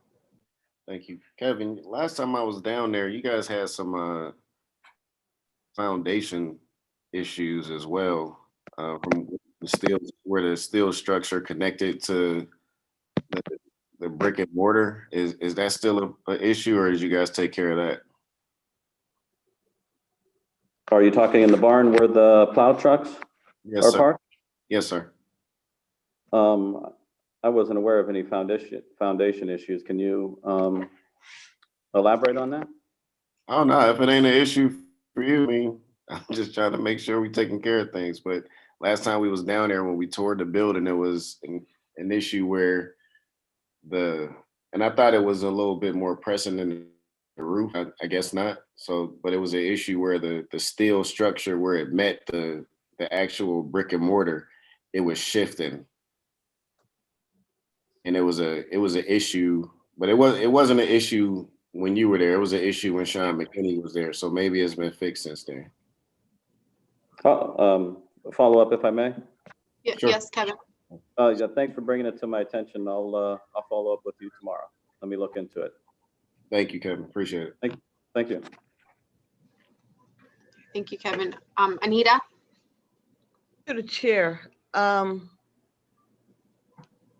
Kevin and Cal probably, do you have an actual cost for the roof? Because I remember when we first got on council, literally this is one of the things that was brought up in our first, 2 months of being on city council, and this is under the McNally administration this was an issue. So did we ever get a pricing to fix that roofing? Because apparently this was even a problem probably 7 years ago, if I remember reading in the paper one time. So do we have a price yet for the cost of the roof? Through the chair, if I may. Yes. I have not gone out to bid and or got any estimates with our conversation with our management down there. I believe prior to my arrival, the conversations that were had with contractors, and I believe the timing that you guys were that you just mentioned, I think they may have got some pricing prior to my arrival. Follow to the chair. Then Kevin, maybe you could find it in the file somewhere, because this is even before we got on council. So I'm not trying to slam at you or anything like that, but maybe if you can just dig into in the box or something like that, it might be in there, or just get a current estimate. Absolutely. Thank you. Yeah, Anita, that's what I was going to say. I recall that I believe we did get estimates then. I mean, I'm sure they're probably different now, but I think they did provide us estimates. Absolutely. I'd be more than happy to. Okay. If there's no more questions, we will move on to code enforcement and demolition. Hey, Basha, I'm sorry. Oh, yeah, go ahead. Out. Good. I know I dropped off at that in the middle of my question.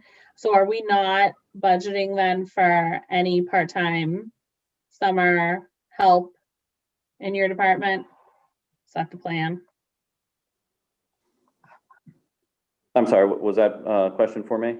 Yeah, you or Kyle, I guess. I apologize. My phone was going off. I didn't even hear the question. Oh, yeah. So just going back to my part-time summer help issue, are we just not going to budget? We're not doing that this year? Are we not doing that in any department? Is that like something coming down from the top, or? I have not had any direction and not to bring in summer help. If that was the question, I would love to. I believe in previous years, we spent, I think it was 25,000 on those 4 guys. So if that is an option, I would love to. Yeah, it's not in your budget here that I'm looking at. Through the chair, may I address? Yes, Kyle. When we bring in summer help, they are not employees. They are coming through an agency, so they are covered under operating services. The employee that was part-time has retired. He was a payroll clerk, and that work is now being done by management. So that is the line item that you are concentrating on. And unfortunately, summer help is not paid through that line item. Yes, you're absolutely right, Kyle. So thank you for clearing that up for me. And so I'm assuming then in the 225K you have under operating services, then it's in there. Through the chair, it is there if Kevin feels that that is something he wants to prioritize. But yes, that's why there's extra funds. And that is his decision as that department head. But I'm sure the administration, we will discuss it and we will ultimately do what we think is best going forward based on how things play out this summer. And through the chair, may I add one piece to that? Yes, Kevin.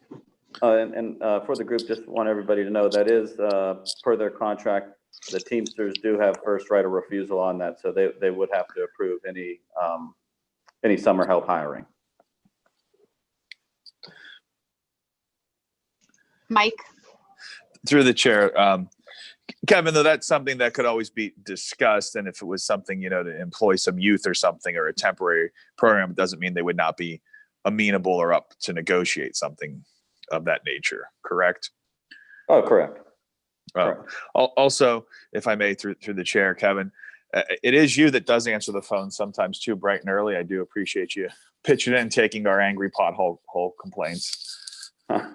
Thank you. It's an honor and pleasure to be able to do so. I'd like to know what calls for service is coming in. And I do like to be able to explain our operation to the general public when they do call in. It does seem to be a bit of a surprise that I am taking part in such activity there. Yeah, and on a serious note, I do know when I do talk to you or stop down, you seem to be knowledgeable because you are taking those calls. So you are mindful of what constituents are unhappy. So thank you. I appreciate it. It means a lot to me. Thank you. Through the chair. Yeah, Councilman Oliver. Kevin, I just don't want to be the only one that doesn't say thank you. So thank you as well. Appreciate it, I think. Okay. Again, thank you, Kevin. Appreciate all of the work you and your staff are doing. And if there's no more questions, then we will go ahead and proceed forward to Mike Durkin with code enforcement and demolition.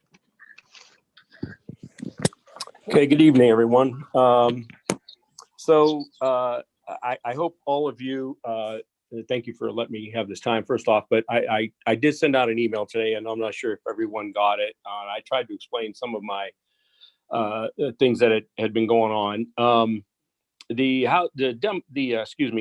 code enforcement division is basically a lot of our budget is used up in just our wages and fringe benefits. We don't have a lot of extra in code enforcement as far as, we don't have equipment to take care of other than a car, things of that nature. I'm not requesting any new vehicles this year through code enforcement. So most of what you're seeing on that part of the budget is wages. There is a difference, as Mr. Shasho explained. The zoning specialist is now coming out of the code enforcement budget, along with 3 inspectors, my secretary, and then the registration coordinator, rental registration coordinator. And so that will be a little bit of a difference in that budget this year. However, that did come from CPED. So, and I believe through some of our planning meetings and everything that I'm hoping that all of you are aware of that transition. The zoning specialist is here now, and we are handling all of that here. The one thing that I did put in there, and I might as well get on to discussion. One thing I did want to ask Kyle if he could just explain the other aspect of the code enforcement budget, and if you have any questions, and I can take it from there after. Thank you, Mike. Kyle, go ahead if you want to explain that. You're on mute. I apologize there. So some of the actual expenses that the department may incur, like its utilities with regards to cell phones, we are able to use the rental property registration fund to to cover those costs because the responsibility and what the department is handling, that falls under that role. So that is why you don't see some of the ancillary expenses. Same things with their postage, which again, they rack up roughly $3,500 worth of postage. That too is covered by rental property registration. So we were able to utilize that fund with regards to some of the operating costs and to exclude that from being rolled up in the general fund. That's why the only item that you ultimately see is rental. And again, it could not be justified what that expense is. So that is why it is budgeted in the general fund.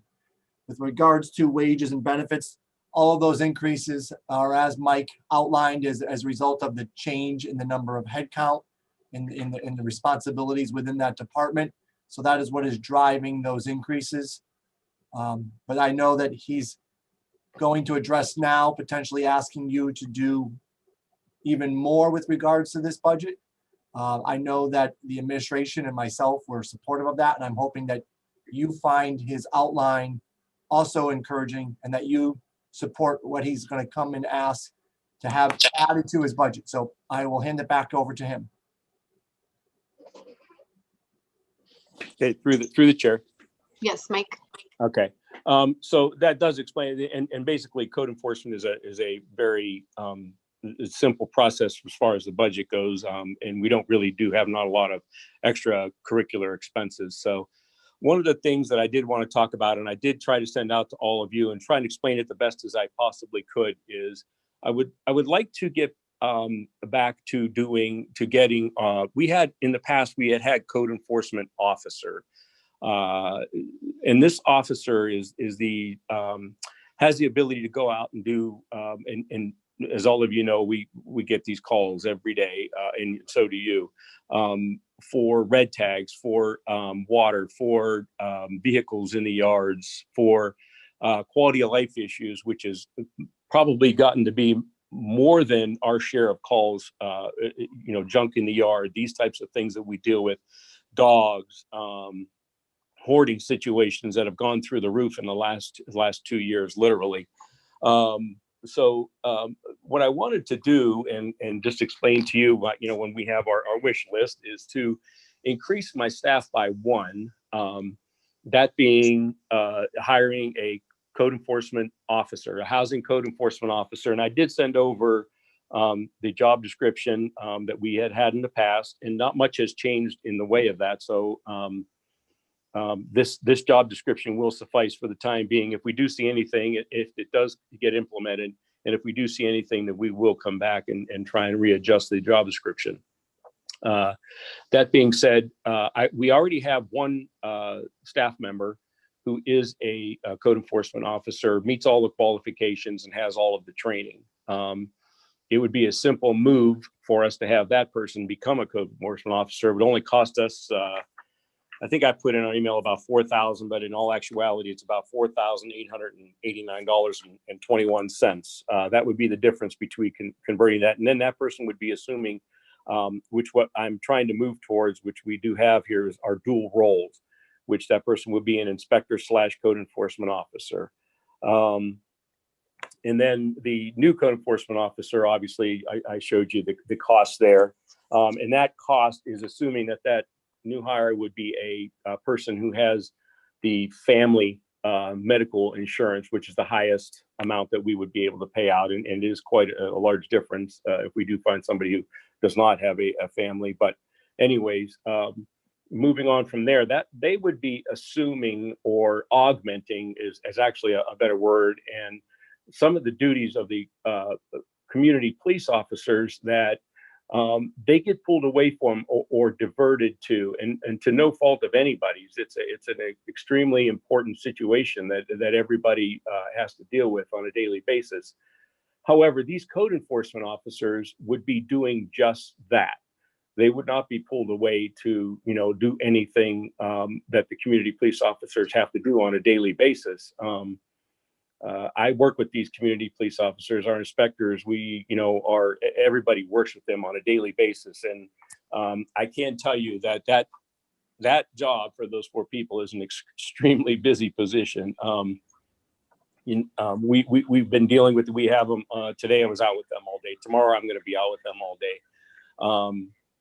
So the thing that would help them is that these little mundane things that they are doing, like red tagging vehicles. And then also when you red tag a vehicle and you tow it, you have to then be dependent on the towing company showing up.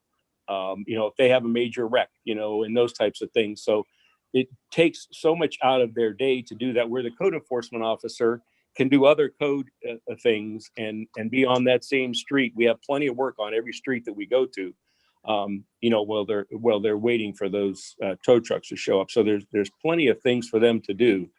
And they would be able to then help the community police officers free up time to actually be community police officers. I think that, letting them get out into the community and letting them, do what they were actually, put there to do, instead of handling some of these housing code issues that, yes, they are part of the community. And don't get me wrong, they will be there, because there are going to be, and there are many instances, and today and tomorrow are going to be perfect examples where we need them there. So there will be instances where we are going to have them there no matter what.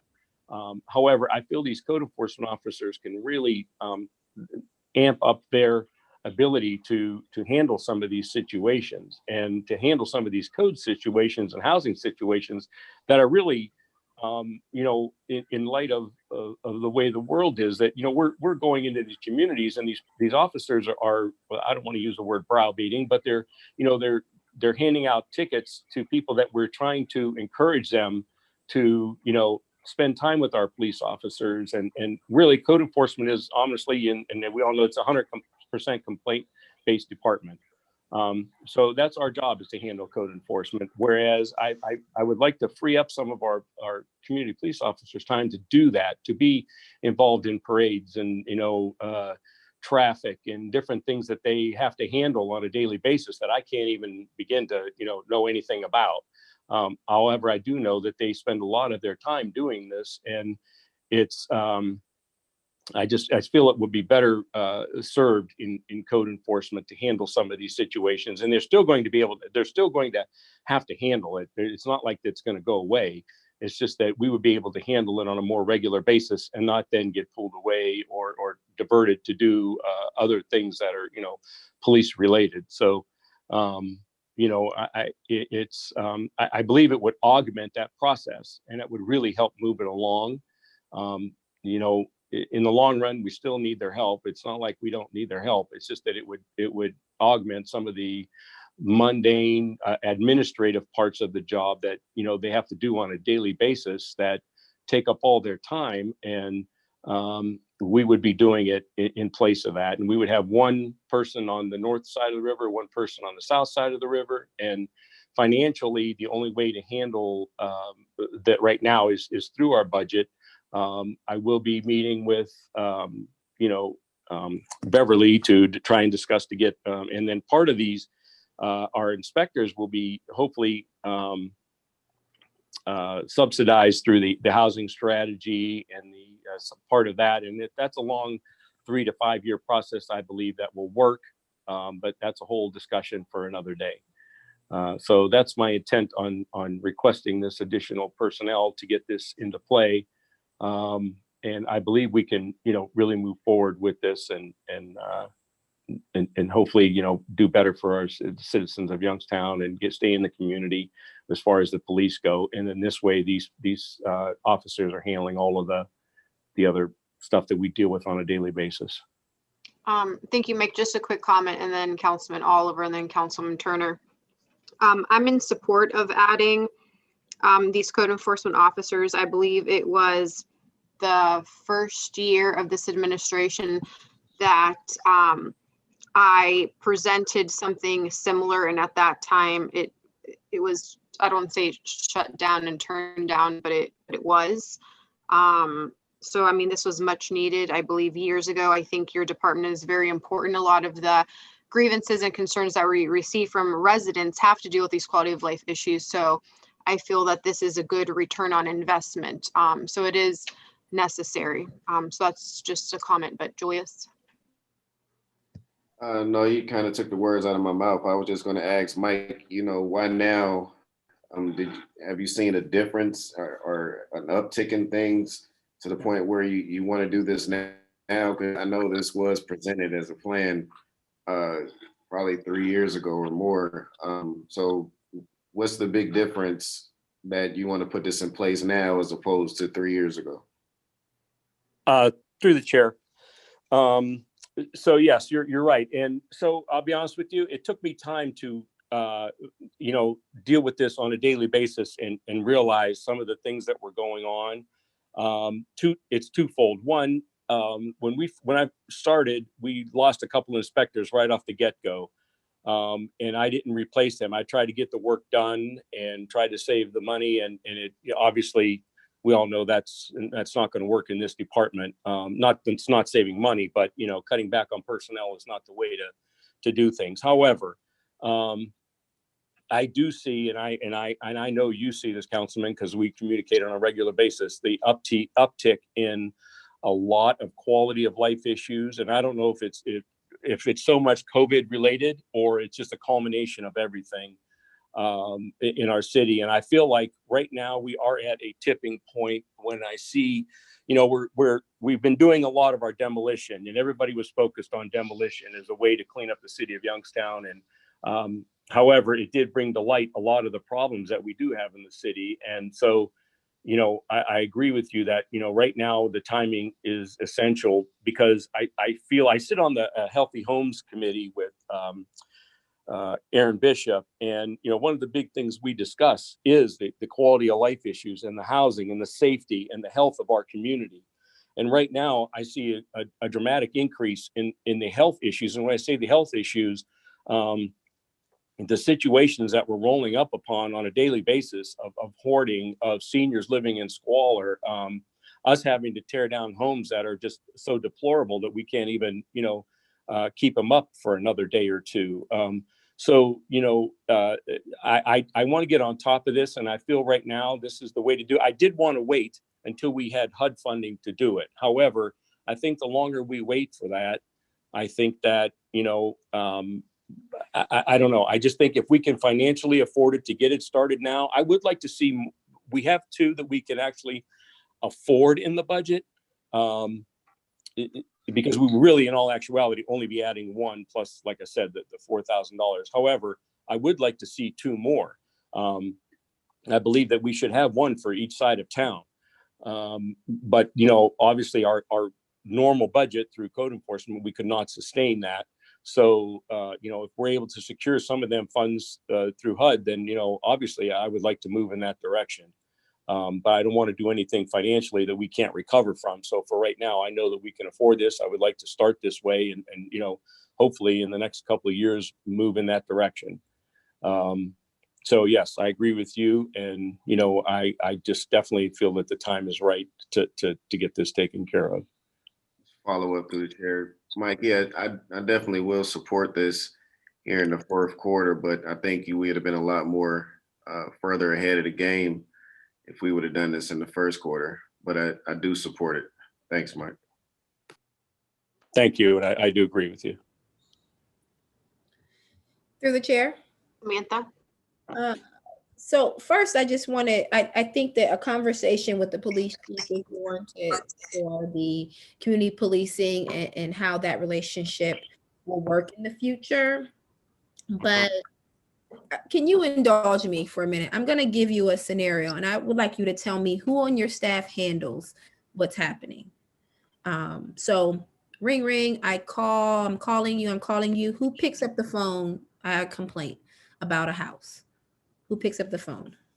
Through the chair, that would be, for the most part, the secretary that works here in housing.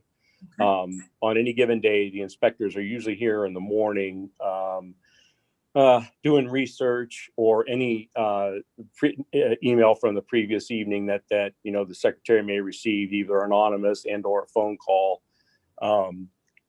something that we would have to check out. So she, for the most part, and then she contacts me either if I'm here or by phone if there's anything that she needs to field it, which way that call should be fielded, whether it's litter control, whether it's a housing issue or demolition or a zoning issue, whichever way that needs to go, then I take it from there as far as diverting the call in the right direction.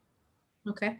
So Secretary Answers calls you to find out who it goes to, and it's a standard, somebody's running an auto body shop out of their house. Who do you send? In that instance, we would do, it depends on, a lot of times what I always do is start a code enforcement case on that, regardless of if there is not any code enforcement. Just because to have the documentation, in our Empira system, a lot of that documentation for addresses, phone numbers, contact information is in that system. So in that instance, we would do a code enforcement case on that, but that there would be definitely directed to zoning. That is a zoning notice of violation that again, would be done through ours. Right now the zoning is under me, so that person would be sent there for a zoning notice of violation. And then, if they decide to accept it, they can accept it. They can remove in your instance, talking about a garage, they can remove it, and or they can file an appeal, and then we take it and move it on from there. So, and I'm sorry to interject, Mike and Samantha. In order for us to stay on task, is there anything directly related to the budget that Mike is presenting? Because the procedural, we can go over that in detail in committee. This is related to that. So, so Mike, 30 days, who goes back? The zoning officer would be, through the chair, sorry, the zoning officer will be the one to go back and handle that case if it becomes a zoning violation. If not, the code enforcement officer goes back. Okay. In 30 days. So we've discovered that there's a hiccup in that system. This additional person you're requesting would fit where in that process? And that additional person would not be in that process other than if there was some sort of, I take that back. If there were cars parked on the street, cars parked on the front yard, cars parked without tags, that's where that zoning or that code enforcement officer would come into play. So how do you correct the issue of us not getting back to these homes that we are writing the tickets to? Because that's the issue that we went over, you and I went over just recently, where it had been 6 months between our first visit and our first payout. And I did check into that, and there were extenuating circumstances there. So they did comply in the one that you're talking about, just to clear that up for you. They did comply for a short period of time, and then they started again. So that's why there was a little bit of a lull in time there. And then the other issues, the ones I explained to you. However, the code enforcement officers that we will have, obviously there'll be a database. And one of the good things is that with our Empira system that we use for code enforcement, it will be used for these code enforcement officers the exact same way. So those 30 days will come up in our system that they are due to go back out there, or in case of a red tag, 10 days.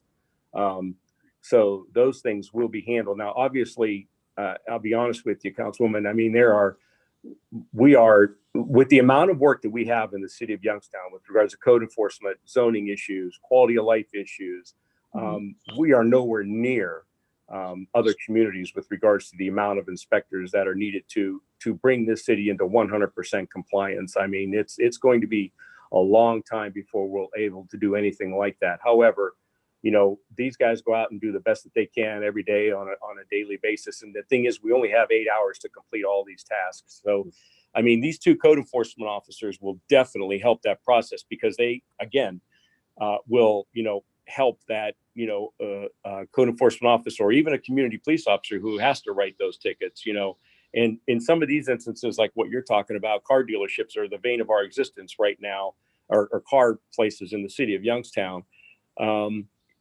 we don't have the ability to go out and do follow-ups after 4 or 5 o'clock, unless I go out or I, incur overtime for our officers to be, our code enforcement or our inspectors to be going out after hours to doing these things. And basically in our department, we have almost a nil overtime issue here. So, if council's willing to do that, and that's how we do catch a lot of these, in our zoning officer right now has caught a lot of these properties is by after hour operations and or in the morning before 8 o'clock when they know we're not working. And so there's a lot of people that know the system, and so those are the things that we're up against right now. So I definitely will, these code enforcement officers are definitely going to be a big help as far as that goes, and the minimum as far as writing up the red tags on the vehicles, if nothing else. And they move them right away. If nothing else, we're just going to make a pain in the neck of ourselves to keep going back. Thank you, Mike. I definitely support increasing the staff because the code enforcement is a major issue in our city. But I do think that you should take some time to vet this with the police chief to talk about how this works along with community policing and get the procedure down, because that's where I feel like a lot of the flaws are, as you know, that working on this at a constant pace and working through some of the flaws, the procedure is not, we're not consistent on our end from the procedural standpoint, which is allowing people to keep those school buses and refrigerators in their yard for long periods of time. So I am in agreement with us moving forward in hiring, but I do think before we get to that point, we definitely need to vet this process and establish a strong procedure that we can hold people accountable for. Through the chair. Yes, Mike, and then Councilman McNally has her hand up. Through the chair, two things. I just so the councilwoman knows, before I did anything with this, I discussed this. I met with the police chief. I've met with the mayor. I've met with even the chief of staff to discuss this because there are many integral parts to this. And I am well aware of what the community police officers do. And I'm not kidding. I'm not exaggerating here. And you can call any one of them. I work with them guaranteed on a daily basis. I'm on the phone with them at least 5 times a day. And I'm at residents' houses with them constantly. So, we have a great working team. Councilman Oliver and I and his community police officer, we are in, constant contact with each other. He texts me anytime, day or night. We contact each other. So we are working well together.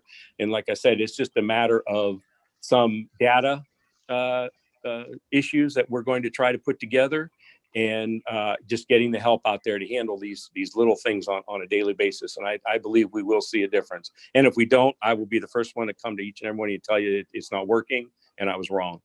But I believe it will really help us in the future.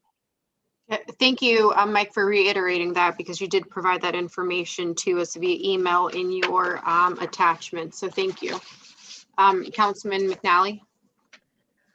Just real quick, Mike, you mentioned that the job already on our books, just not funded? If you have the job is on our books as far as the pay rate, the job description, and everything is there. We just do not have that personnel in the staff, added into the staff. Okay. So will you I don't know the last time it was filled. So will you be making any adjustments to the pay rate? Is it a union position or is it management on the books? Through the chair, it's a union position, 2312. Like I said, the person that we do have right now in a code enforcement position has the qualifications to just basically, start the minute that we would get approval. And then we would have to go out and post the position as we do, like for the union contract. We would post the position in City Hall. If we found no qualified applicants, then we would have to go outside of the city, either through testing and or public applications. And we would take it and hire that person from there. Okay, thank you. One more question through the chair. Yes, Samantha. I'm sorry, you mentioned the email. Did you provide a procedure? I didn't see that in the email. You didn't. Through the chair. Oh, go ahead. I'm sorry. Go ahead, Councilwoman. Oh, no, I was going to say, in that was the position description and some other supplemental information, including how you got to the point of having this position with working hand in hand with the community police department, and how you guys got to this point. So I would like to see the procedure on how things handle and before it comes to us, completely. That's what I was looking for. Through the chair. Yes. Our procedures are handled strictly by our codes. I mean, we don't vary our quality of life tickets and everything has a process. It has a due process. And that is, honestly, I don't know if you did see in the email, but that's one of the reasons why I'm pushing for the code enforcement officers, because we've changed the way we've done things. We've learned over the past few years, and this new code enforcement, property code enforcement code that we have right now does speak. Anything in code enforcement speaks to our issues with quality of life, our issues with cars and parked and illegal operations that are going on. However, our code enforcement process, we have a 30-day lag time in between the first violation, the second violation, the third violation, plus the appeals process, which means that if I'm going to a property and I'm writing them up for a quality of life issue and I address the issue through code enforcement, that person then, or resident and or landlord, has at least, at a minimum, of 90 days plus any appeal process in between, which can drag that process out forever. However, we've learned that by using our quality of life tickets and our red tags on some of these issues, that we're able to move through that due process faster. And we still have a 3-tier process when it comes to our quality of life tickets. So there's 16 days in between each quality of life ticket. So your process is still dragged out, and there is an appeal process. However, with our quality of life tickets, there is a appeal process, but they have to actually provide a a $25 bond through the courts in order to file that appeal. We do not have that process in our code enforcement. So all they have to apply for is a $15 appeal, and boom, it sits in our appeal process till we get it taken care of. Which I did describe to you. We are really ramping up our appeal process to try and get things through there faster. So there are a lot of things that do drag out this whole process. We can't just go run roughshod up to people's houses and say, you live like a slob, we're going to tear your place up and that's it. It doesn't work that way. There's constant going back and forth over a period of time. So these officers are really, what I'm trying to do is eliminate a lot of that downtime so that they will be going back constantly. I met with police officers trying to come up with this, and they feel that this is what holds them back is the downtime. Thank you, Mike. I'm familiar with both processes. I want to figure out how you're marrying the two. That's it. Okay. I just want to know how you're going to marry them together to streamline it. That's all. All right. Thank you. Thank you. Do my colleagues have any other questions relating to the budget for Mike's departments?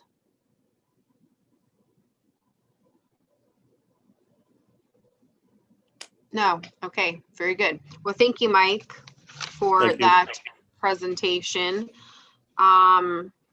The next item on the agenda is the date and time for our next meeting, which is set for this Thursday, March 4th, 2021 at 4 p.m. Last item on the agenda is I am needing a motion to adjourn. So moved. We are adjourned at 6:15. Thank you, everyone.